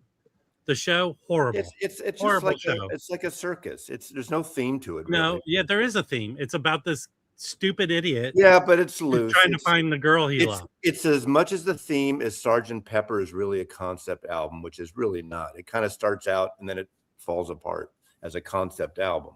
So okay, Mazzy, let me ask you a question. Yes, ask me a question, Rob. So the Yellow Submarine movie, does that make Sgt. Pepper like a concept album? Well, Sgt. Pepper movie is really good, and that is a story. It's not called Sgt. Pepper, it's Yellow Submarine. I know. Yellow Submarine is a great story.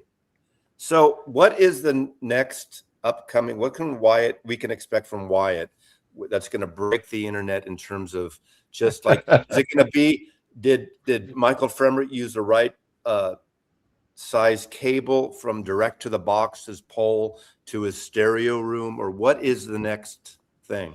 Well, I'll tell you, Michael Fremert keeps coming in and kind of frustrated and attacking on my videos, but he never corrects me. He never tries to educate. He never clarifies anything. So I just, kill him with kindness. Get used to it. That's his MO. Has he commented on your videos? Yeah. Yes, he did. Well, recently it was a little controversial because I put up the super vinyl myth. And, that was people. He's troll. Michael Fremer's Oh, turned yeah. into a troll. He's a troll. Oh, of course. Rob, Well, I have an announcement here. Look, no, I'm going to maybe meet and have a coffee with, and maybe we'll shoot a little video in Portland, Oregon. I'm going to see my son in a few weeks. So I might meet before. I might meet up, and this is not controversial at all. I might meet up with Beach Boy Man. There you go. Do it. He seems like the coolest, chillest. I don't know who you're talking about. Oh, the whole brouhaha with pet sounds and all that, I didn't. I have him. People in the audience know Beach Boy Man. If you don't, you're not paying attention to the vinyl community. And you say you're part of. No, shut up, Rob. You say you're part of the vinyl community, and you don't know Beach Boy Man. Hey, forget about that. Everyone in the chat, were you impressed when Mazzy said he was going to meet up with Beach Boy Man? How many people? I want everyone in the chat say yes or no. You know who Beach Boy Man is? Beach Boy Man. Even on now we have to pronounce Beach Boy Man a certain way. Yeah, well, it's Boy Man is one word. Formerly known as Beach Boy. Right. Well, just to remind everyone, when the new Pet Sounds came out, Beach Boy Man put up a video because he contacted the Beach Boys archivists, and because Michael Fremer was claiming artist intent. Well, the Beach Boys archivists showed that I think it was Brian Wilson, that they weren't even in the studio the day the 1972 was mixed. They were on a plane to Kentucky to do a concert. And what was interesting is he was able to confirm that the 1975 dub tape that they used was the exact same tape used for the 50th mono edition. The only difference was the 50th mono was digital. It wasn't all analog. But, the whole scuffle came out. For me, it's not an audiophile record. I think it's cool that, there's more Pet Sounds out there, but $100 for another Pet Sounds for a pre-dub tape is. Well, when Westman had Steve Hoffman on the last time, twice Hoffman did a shout out to Beach Boy Man, how he brought up some things that were true in his videos. So Steve Hoffman knows who Beach Boy Man is. Hey, Wyatt, have you ever heard of Joan Armatrating Man? That's this guy right here. Breakfast Kid. He's gonna change the name of his channel to Joan Armatrating Man. Okay. Mazzy, don't know who that guy is. I kind of feel like if your channel talking mostly this is him. See, he can't even stay awake during his videos. He's been watching. That's a fake mustache. Did you record him falling asleep? No, he's just so genuine and chill. He seems like an interesting guy. You should sit down with him, Mazzy. He did an interview with one of the Lemon Twigs too. Recently. Was he awake? Wow. He's got a style of chill, I think this is something Wyatt. You tell me if you agree with this. What's his style? Wyatt taking several melatonin. All of us collectively on YouTube in the quote vinyl community, obviously showing records is a big thing in our love of music. Knowledge helps. Hey, Raji, that's not a big comment. I don't. Presentation helps. Personality helps, and there's a certain style and a consistency. The good thing about you have a consistency. It's every time your set looks the same, your titles look the same, and people get it. They either get you or they don't, and that's going to be with any of us. But there's a consistency. It's about presentation. There's a little bit of showmanship there. That is a part of it, and this guy has it. In you get it or you don't. Same with you or me or even Rob for that matter. Go on. Jim. Okay, but You don't Hey, really make a lot of Hey, videos. Wyatt, do you know who Paul Harvey was? Paul Harvey. Good I kind of day. feel like I get a Good day. Paul, when you do your videos, I kind of feel like get a Paul Harvey vibe. And Go, it is Really, I this gotta look him reporter's up. go online and look him up. I'm page sort two. of like a journalist. I think that's one of the reasons why Michael Fremer doesn't kind of got ticked off, is because I come off like a journalist, like an investigative journalist a Yeah, little. who No, the hell are you? Actually, I believe why Fremer doesn't like most people is because they breathe oxygen. You know what? Hey.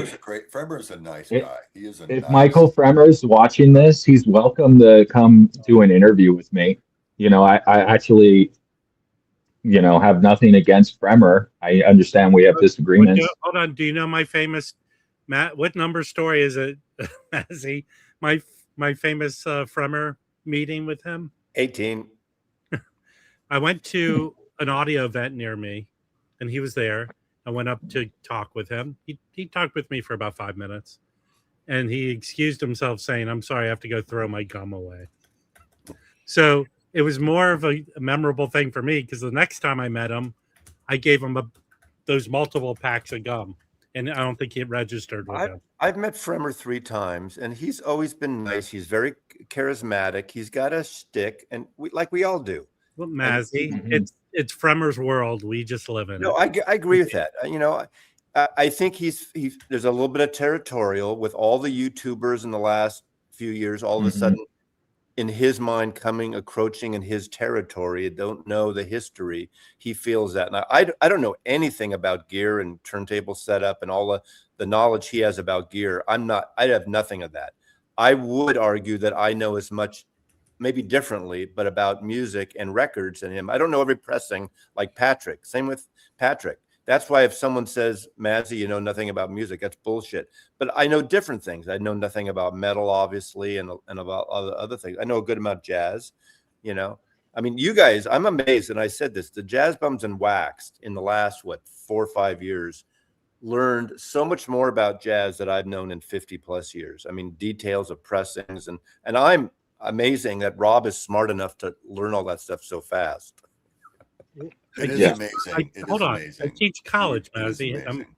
Yeah, but that doesn't mean you learn about But that's the only thing that he knows. Well, when you're older, it's harder. When you're older, it's harder to retain. It's like when your Mac, the little thing goes around because the hard drive's getting full. It's That harder might to happen to you, retain Mazzy, that but- stuff when you're older. That's just a fact. No, I could never retain that stuff when I was even younger. I did when I was younger, definitely. No. I have this feeling that Michael Fremer doesn't like that this information is out for anyone to find out. So, because some of his attacks on me is just like, I don't know anything and this and that. But Yeah. Fremer, anyone can look this stuff up. We don't need to go to you for approval of an opinion on something anymore. I'll tell you something I talked to Fremer about, because he came out to LA to work in movies, I thought, and he did write and perform in an animated film. Animatronics or Olympics. Olympics. And I was talking to him about what I did in my career testing movies. And he when you deal with people that have been tested movies and it hasn't gone well, they hate the process so much and they won't even have a conversation with you. He also, I think, was part of a crew that was nominated for Tron, the soundtrack to Tron. Yeah. He is, I agree with Chuck. He is one of a handful of champions of vinyl, him and Chad, a few others that held on to it. I agree. Yeah. He deserves all that credit. Not all of it, but a lot of the credit. More than anyone, it was Fremer. Yeah. And he has a lot of knowledge. Let's be honest. When he does these videos, he is educating people. He's talking about the different pressings. That's wonderful. He does the Jewish stick sometimes. I didn't like when sorry, go ahead. When he used to have the GoPro on his head. He used to use a GoPro at shows, and you'd never see like the fucking gear. I always thought he needed to get his camera work better, because there is an art, and it is hard when you're talking to someone holding a camera or whatever you're holding. That you got to do if you're going to do the show, work on your camera work, and he's gotten better at it. But for a while, it was pretty wonky because he's not used to doing YouTube up until recently. Yeah, he testified in that Quincy Jones case. Yeah. So, well, right, the Michael Jackson album, right? I saw that video. You get paid to do that, I went to, I think it's on Fremer's website, but I went into a record store when in the GoPro days. I went into a record store here in LA with Fremer, and it didn't go well. And he tore that record store a new took us. You know what? Wyatt, really? Wyatt, Yeah. I'd be really upset if I were you. You had Okay. Jim on your stream, and he has about 12 stories, and this is one of them. And you didn't get it out of No, them. the thing about the mistake Wyatt made was he just let me go on and on and on and on. And so I was able to fill an hour with just 2.5 stories instead of going. I see. Yeah, you didn't get all. Yeah, 17. Well, I'm getting to know you, so I kind of. No, it was awesome. I didn't know a lot about you either, too, so I didn't, have a lot to go on. That was actually. I agree, Alex. Very early age. He's pulled some shitty things. That was one of them. I agree with you, Alex. What did Fremer do? Oh, here's the person who will not come up because of hair and makeup. In person, Fremer's extremely nice. He doesn't come across. Absolutely. Hold on, Melinda. I think you're a lady. I don't know how many ladies come up to him and talk, but I kind of feel he is who he is. That has nothing to do with it, Rob. Come on, it's not just because she's a lady. Okay. Right now, by my calculations, we have 2 women here watching. I think they're an anomaly. I think it's less that she's a lady and more that you're. Never mind. Look, I'm sure if Fremer got to know you, you would have real conversations. Of course. At the places you go to where he's at, he's there for a reason, and everyone is asking him the same questions. I, as a person who met a lot of famous people, I always felt that I had a question they were never asked. Like I met Cameron Crowe once, more than once, but the first time I met him was on the street. It wasn't even in a professional context, and I go. I said this to him. I go, "You're fucking Cameron Crowe." I know I say that a lot. And he came up and talked to me for like 20, 25 minutes. Wow. And I said to him, is there a thing? Because in some of your movies, there's a scene where the character is singing in the car. And he thought to himself and he goes, yeah, I don't do that purposely, but there's scenes of that. So I always kind of feel like they get this, definitely him. I've seen him 3 times in person, and I kind of observed people were asking him the same questions. Okay. I always feel there's questions people were not asked. Roberto, I would prefer if you just plead the 5th because your comments are horrible. Hey, Roger, if you follow Roger on Instagram, he saw Graham Nash last night. How was that show? Because I saw a tape where he was performing. He opened for the Avent Brothers, and I don't know who was singing with them, but they were doing Crosby, Stills, and Nash, and it sounded really good.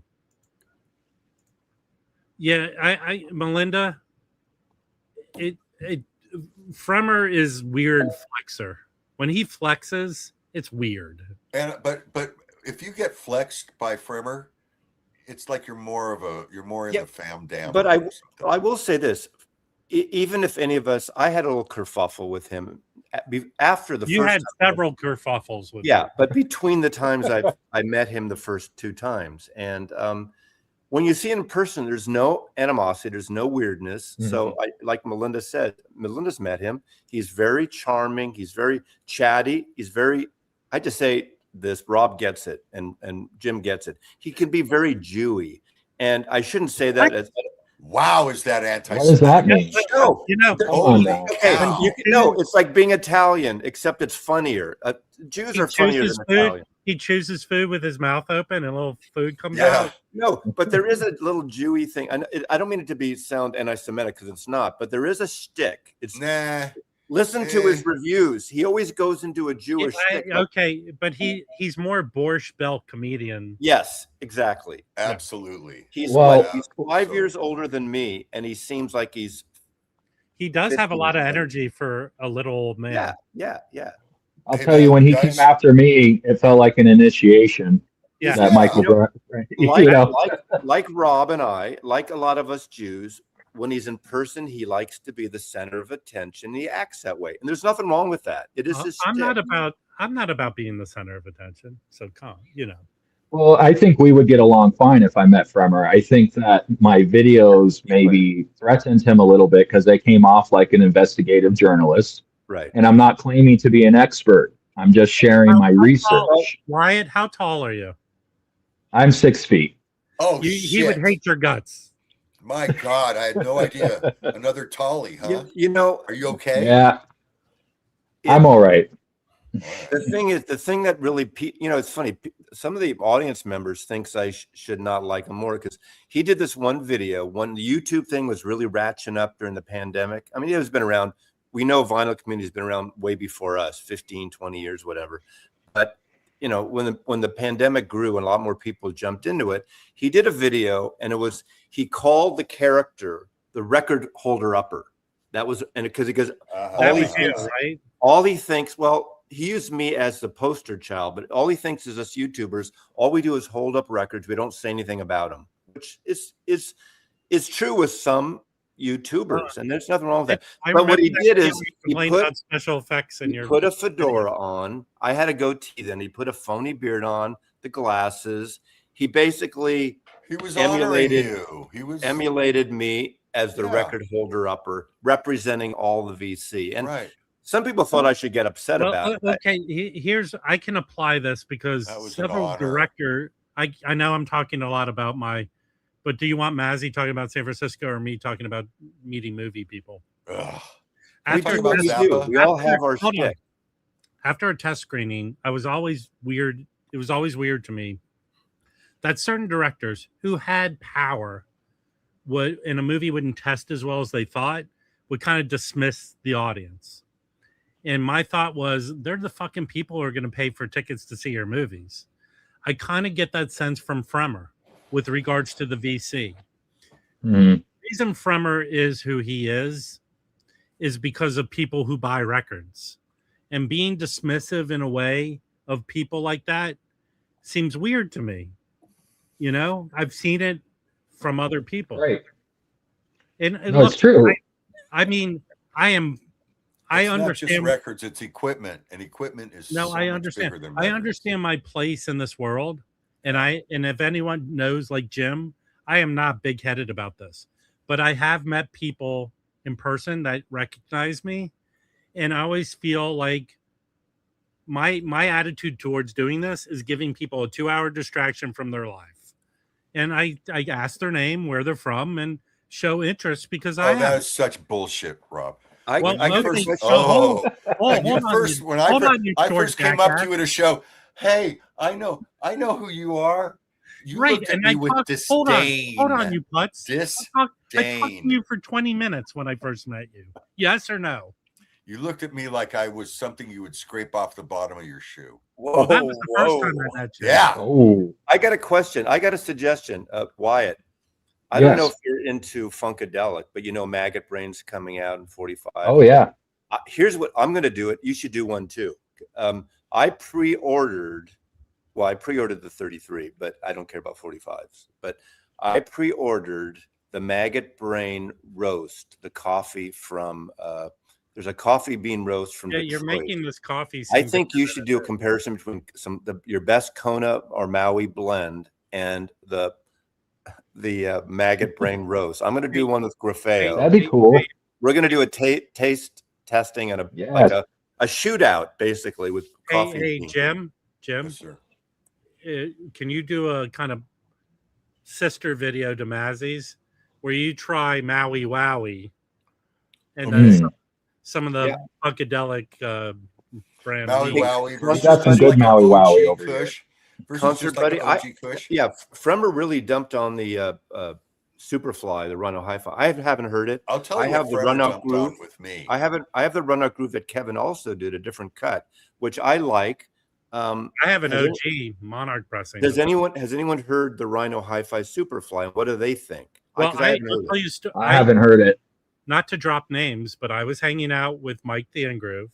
We went into a store, and they had It wasn't the Superfly. It's the one that Mazzy realized they did.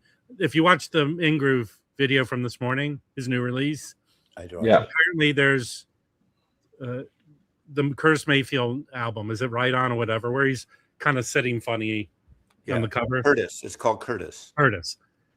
So I was with him when he found an OG Monarch pressing. He goes, "Man, this is what you want, this version." But he got it in this morning without any. There was a hype sticker on there. He didn't know that it was a. Was it a Rhino? I think. Yeah, but it was cut analog and all this. He goes, "Is it a reserve? Is it because a reserve? they didn't know it's a regular pressing." Yeah. He said, "If I knew this, I would have ordered more copies." And he's ordering more copies. We should listen to it. Yeah. I'm excited. You know that album, I have a Superfly, but that album, and then his best album, that live album, is awesome. My record of the week. I have a video coming up tomorrow. My record of the week that's coming out tomorrow, literally, is the expanded Ween, the Cowboy Country album they did, recorded in Nashville. It's kind of a quirky, great country record, and it's got 2 discs of demos and outtakes and things, alternates. And it's, if you like Ween, it's excellent. And it's a great, if you like sort of that, great Nashville musicians on it, it's excellent. Hey, can I? I'm going to do my impression. They did Curtis live. When did they do Curtis live? Was it a record store day? Curtis live is great. No, You're right. I can tell you that they did Curtis live 500 million times. It's a regular title that Rhino. And it's good. Yeah, it's good. So when they do Start Your Ear Off Right, it was a Start Your Ear Off Right title. They've done it a lot, and in fact, go look because you can find Rhino reissues of it now, at least 2 different ones.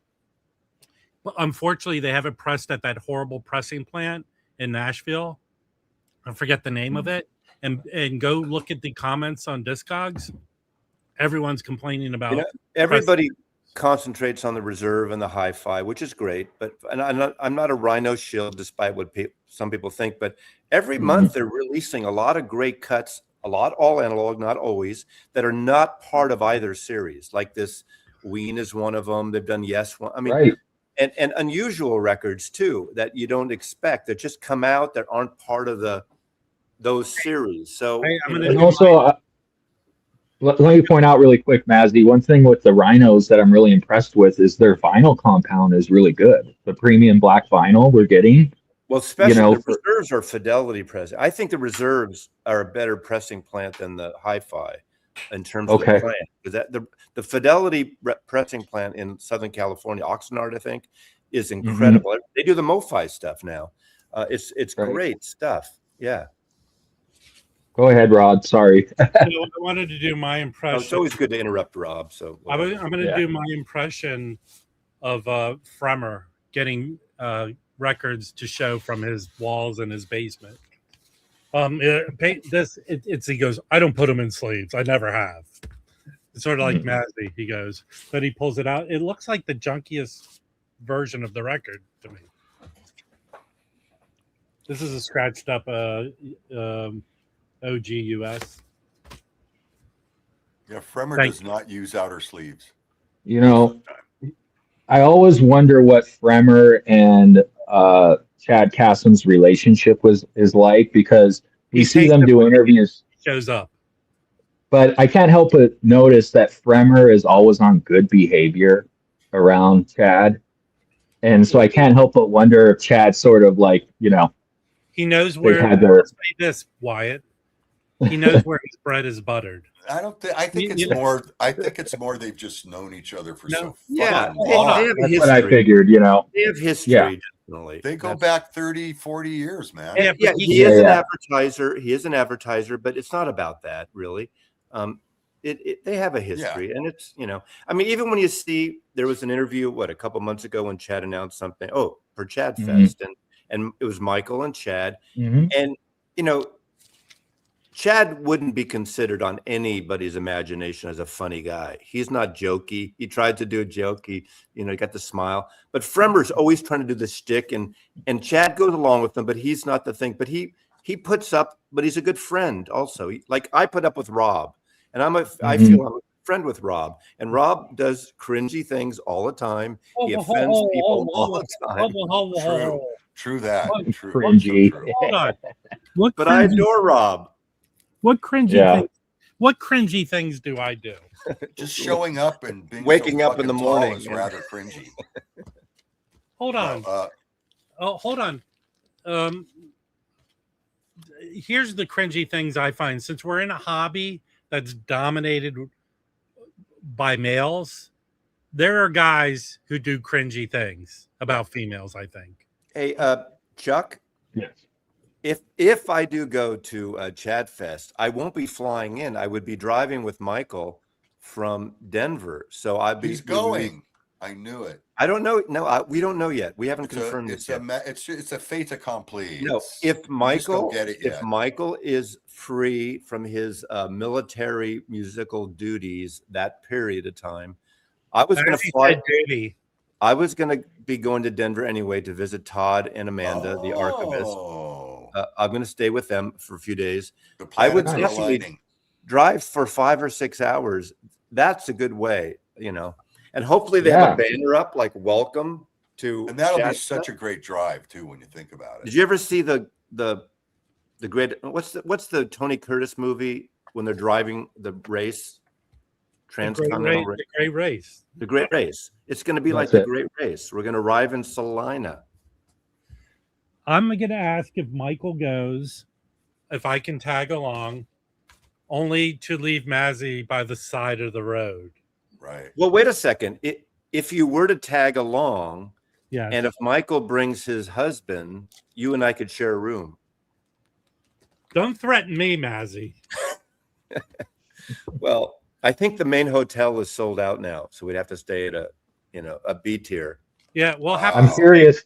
the main hotel, extended stay suites will be full. No, what I looked online, the hotel where the record fair is full, is sold out those dates. I'm curious if Chad's going to be successful in getting rid of all these defective records. I know he's, been, but we'll see. Maybe they'll sell a lot of them. I do agree with him about a lot of times. I would say a good third to a half of those records aren't really defective. Having worked in the business, people return records all the time. They skip. I know people are having problems. Apparently, there's a Gordon Lightfoot Rhino Reserve that everyone is skipping on first track. So you should do an expose on that. You should order it and find out if that's the truth. Because usually, if it's one person is going through 4, it's usually their table set up or their cart set up or their arm set up. But that sounds like it's a real deal because it's happening to so many people. But a lot of those things that get returned aren't really bad. And, they play certain spot check things and they're not necessarily really bad. Right. And if someone wants to buy some audiophile records and is going, go for it, guys. And Get some of those, if he sells them cheap enough, he's just, I don't know how much he's going to sell them for. I'll do a review when we're driving back from it with Mazzy in the car. I'll go, what did we see? Michael Elliott, I can't sleep in the car because it's not my car. It'll be Michael's Audi. Michael has an Audi, so I would be riding in his car. So this is what I want to see. I would like to see Mazzy host a sort of gathering at the summit with all of the great engineers that are going to be there. And just, if it's going to be live, just introduce everyone. I mean, you would be a great host for that. We get Bernie Grundman and everyone in the same room, right? I don't think that's going to happen. However, I think compared to a lot of these people, like all the other YouTubers that I know that are going, they don't really do a lot of the location type videos. Chance would probably, but Melinda doesn't do that really. I mean, she could obviously, but I like doing deep, like when I do my San Francisco or LA or Chicago tours or London, I like showing the environment and showing not just and talking to people. That is a big part of it. So in that respect, it'll be different. And I would probably do a daily vlog in a way about that. You need a cameraman. Someone to follow. He's going. I knew he would. Who? I got it on Klarna. Okay, here's the deal. Here's the deal. Site? If Mazzy goes to Salina, he's going to do an expose on the homeless issue in Salina. Salina, Kansas. Oh, Piper's true. On August 22nd, unless something goes weird, right after VinylCon, like what, 6 o'clock, whatever, right after, we're all going to meet up at Permanent Records. What neighborhood is that? Is that in what? It's in Cyprus. Okay. If you go to it, They have a bar and they have a record store. I'm talking with Piper that we might live stream from there. Yeah, it's my birthday weekend. My birthday's Sunday that weekend, so we're doing a Saturday night thing at Permanent Records. So anyone's invited in LA on August 22nd. Hey, hold on one second. Is Vinyl Piper here? Summer's going to be there. Vinyl Piper, do you see who's commenting? Like I've highlighted their comment on screen. Vinyl Piper, I don't care. I'm not calling you Wisconsin Dave. Wyoming Dave is here commenting. You know, I did get from, you know how fan art is a thing? No. I got a fan video, an AI video, and it's nothing bad, but I don't want to show it because it's not mine. But Melinda Murphy, if you're still here, there's a fan art of you and I sitting together, AI. And the song is used is the first time I ever saw her face, his face. What's the song? The Roberta Flack. Oh, it's the British folk singer. Is it I've seen it, Melinda Murphy. It's very creepy. You don't want to see it. It is kind of creepy because it's AI versions of Melinda and I singing that. Really? Why? I'm not going to show it because it's not for me to show. So the AI videos can be a little creepy. Sometimes they're like really good, and you're like, "Whoa!" But most of the acoustic guitar singing, we're singing that song. Does it look cool? Yeah, I have to see it. But sometimes they're like, I'll see these AI videos of like Bob Marley and different people. And I'm like, the creator is in the peanut gallery now, and I don't want to call the person out. Yeah, hold on, I'll call them out. Fluffy, stop making creepy videos of Maggie and Melinda. Hey, sometimes they look cool, but a lot of times they look kind of cringy to me. And especially if you're trying to recreate dead celebrities, I don't know. I think there's something a little weird about it. I just can't watch that stuff, man. I can't. It's too I'll tell you this. We're on this thread together and we insult each other. The fact that Mazzy learned how to use AI is hysterical to me. I didn't make this video. I've never made an AI motion. Exchange AI created stuff. 27 times an hour. It's listen, if you ridiculous. didn't have access to this, Jim, you'd be sitting in your room sweating.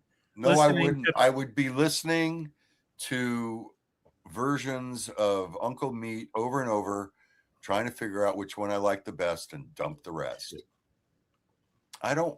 This is harmless, but this is on the harmless level of what is shared with us.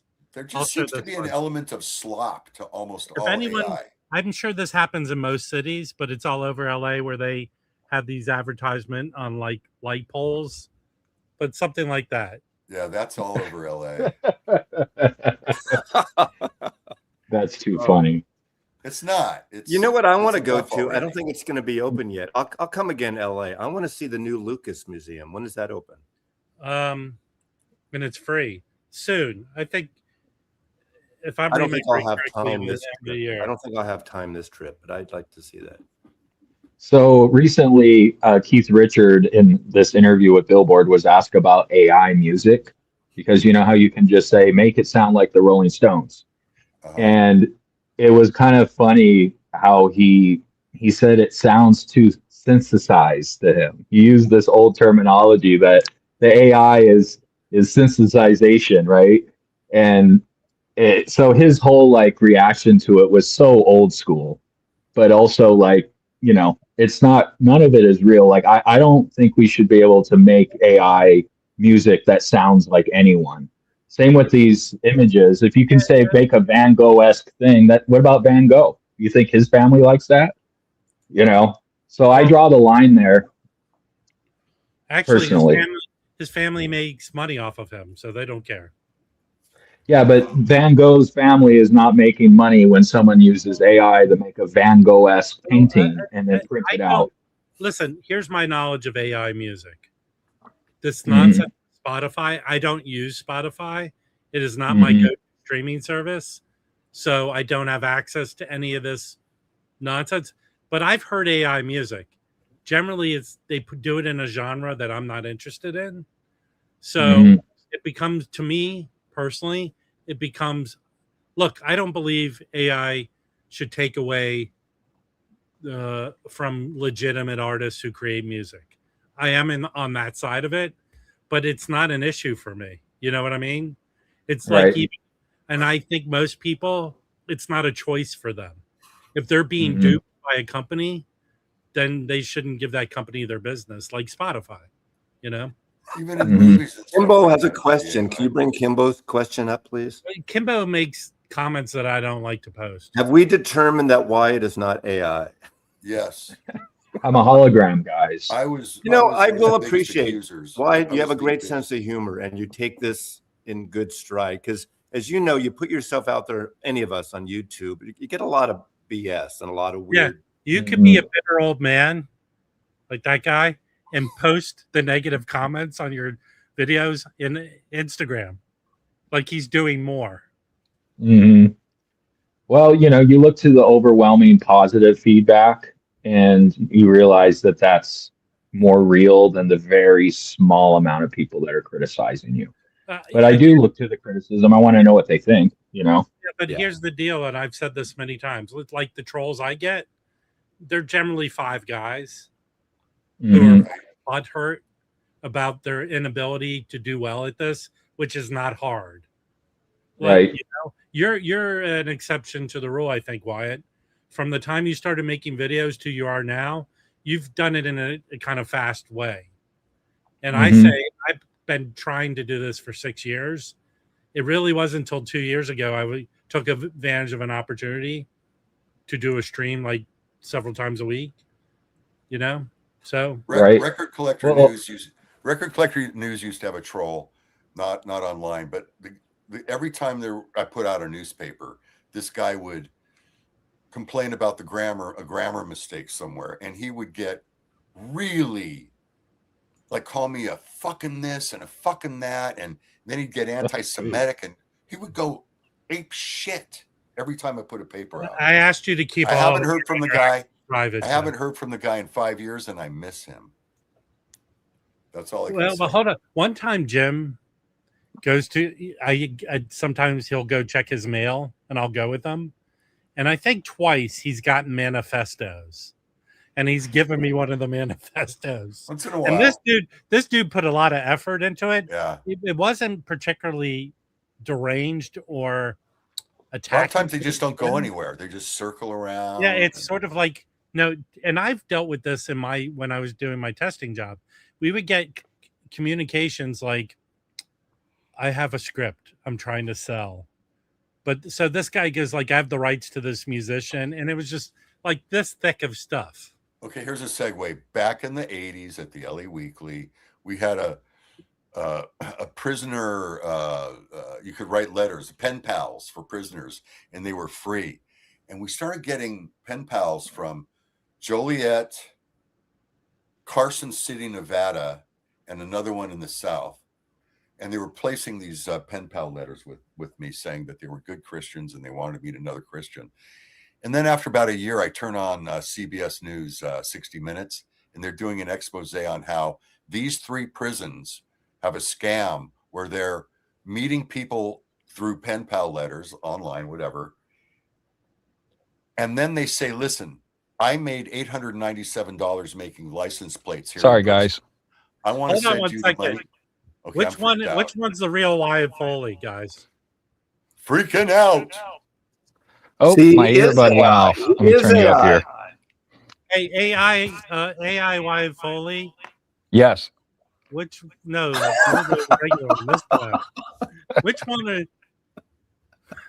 So these my trolls, earbud is just out here. Let me get off and I'll jump back on, guys. No, you're fine. You're fine now. You're good down there. I can't hear you though. That's the problem. I got to reconnect. Go away. Let's see. Well, You're there. We hear you. You're good now, Wyatt. We're 1 more minute before we end. Oh, okay. We're good now. All right, let me finish my prison story. Turns out the prisoners at these 3 prisons were manufacturing fake money orders, sending the money orders to the nice people they met. And in those 3 states where they made those fake money orders, they go after the person who cashes the money order. It was fucking brilliant. It was such a brilliant crime. Anyway, those were the kind of trolls we had back then. Jim, how many like racketeering scams have you been dwindled into by ignorance? No. I've just seen them as, classifieds are the same as the internet. You got the good and the bad. You got the soft underbelly. We always had people trying to rip people off. Anyway, that was how many Jim? How many ads? How many ads have you placed where people say, "Looking for someone to urinate on me"? Well, that would have been back to the LA Weekly. That would have been with the LA Weekly. The LA Weekly had a terrible policy during the AIDS situation. Horrible. We did not allow personal ads that were S&M.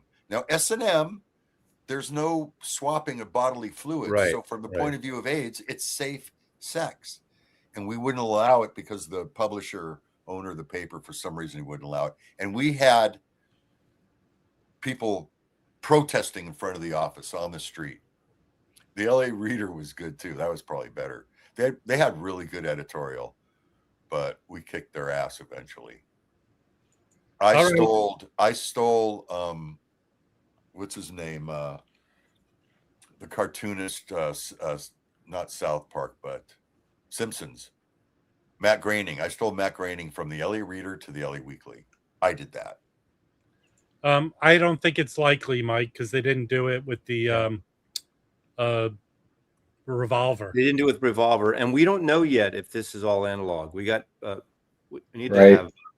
Hey, if anyone wants, I have that Revolver box. I feel since I have the mono box, I don't need it.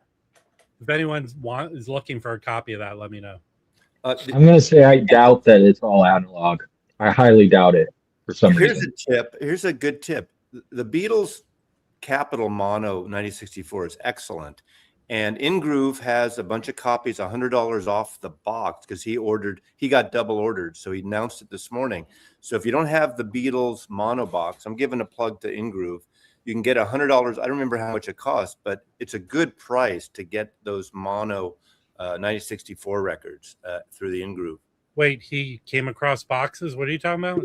Apparently at the time he got double shipped. There was they got lost and it shipped and he kept them. So he got double shipped. So he has like 100 boxes left or 80 boxes or whatever. Mono he box? sold a lot, but the mono box, just the Capitol 1964 mono box vinyl. Oh, you're talking about the US. The US, yes. Yeah. So, hey, I wanted to give a shout out to Mike at the InGroove really quick, just so people know. If you want to get the best deal for priority mail shipping, order from Mike, because media mail takes forever to get to me. So you can make a big order from Mike and all you pay is a flat $20. And it gets you a plane ticket, guys. I don't know how many people do media mail, but I prefer my records priority, because media mail, you never know if it's being thrown around or smashed, or you really don't know. I can tell you that, Wyatt. Mm-hmm. I do auctions once a month. They all pretty much are. If you're within a certain radius of me, the UPS tries to compete with media mail, but I send it mostly media mail, and generally, the bad situations are very rare for me. Okay.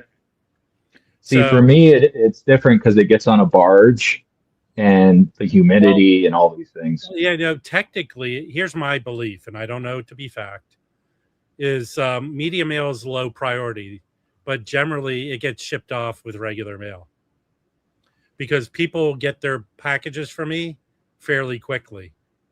Right. So, I can understand that.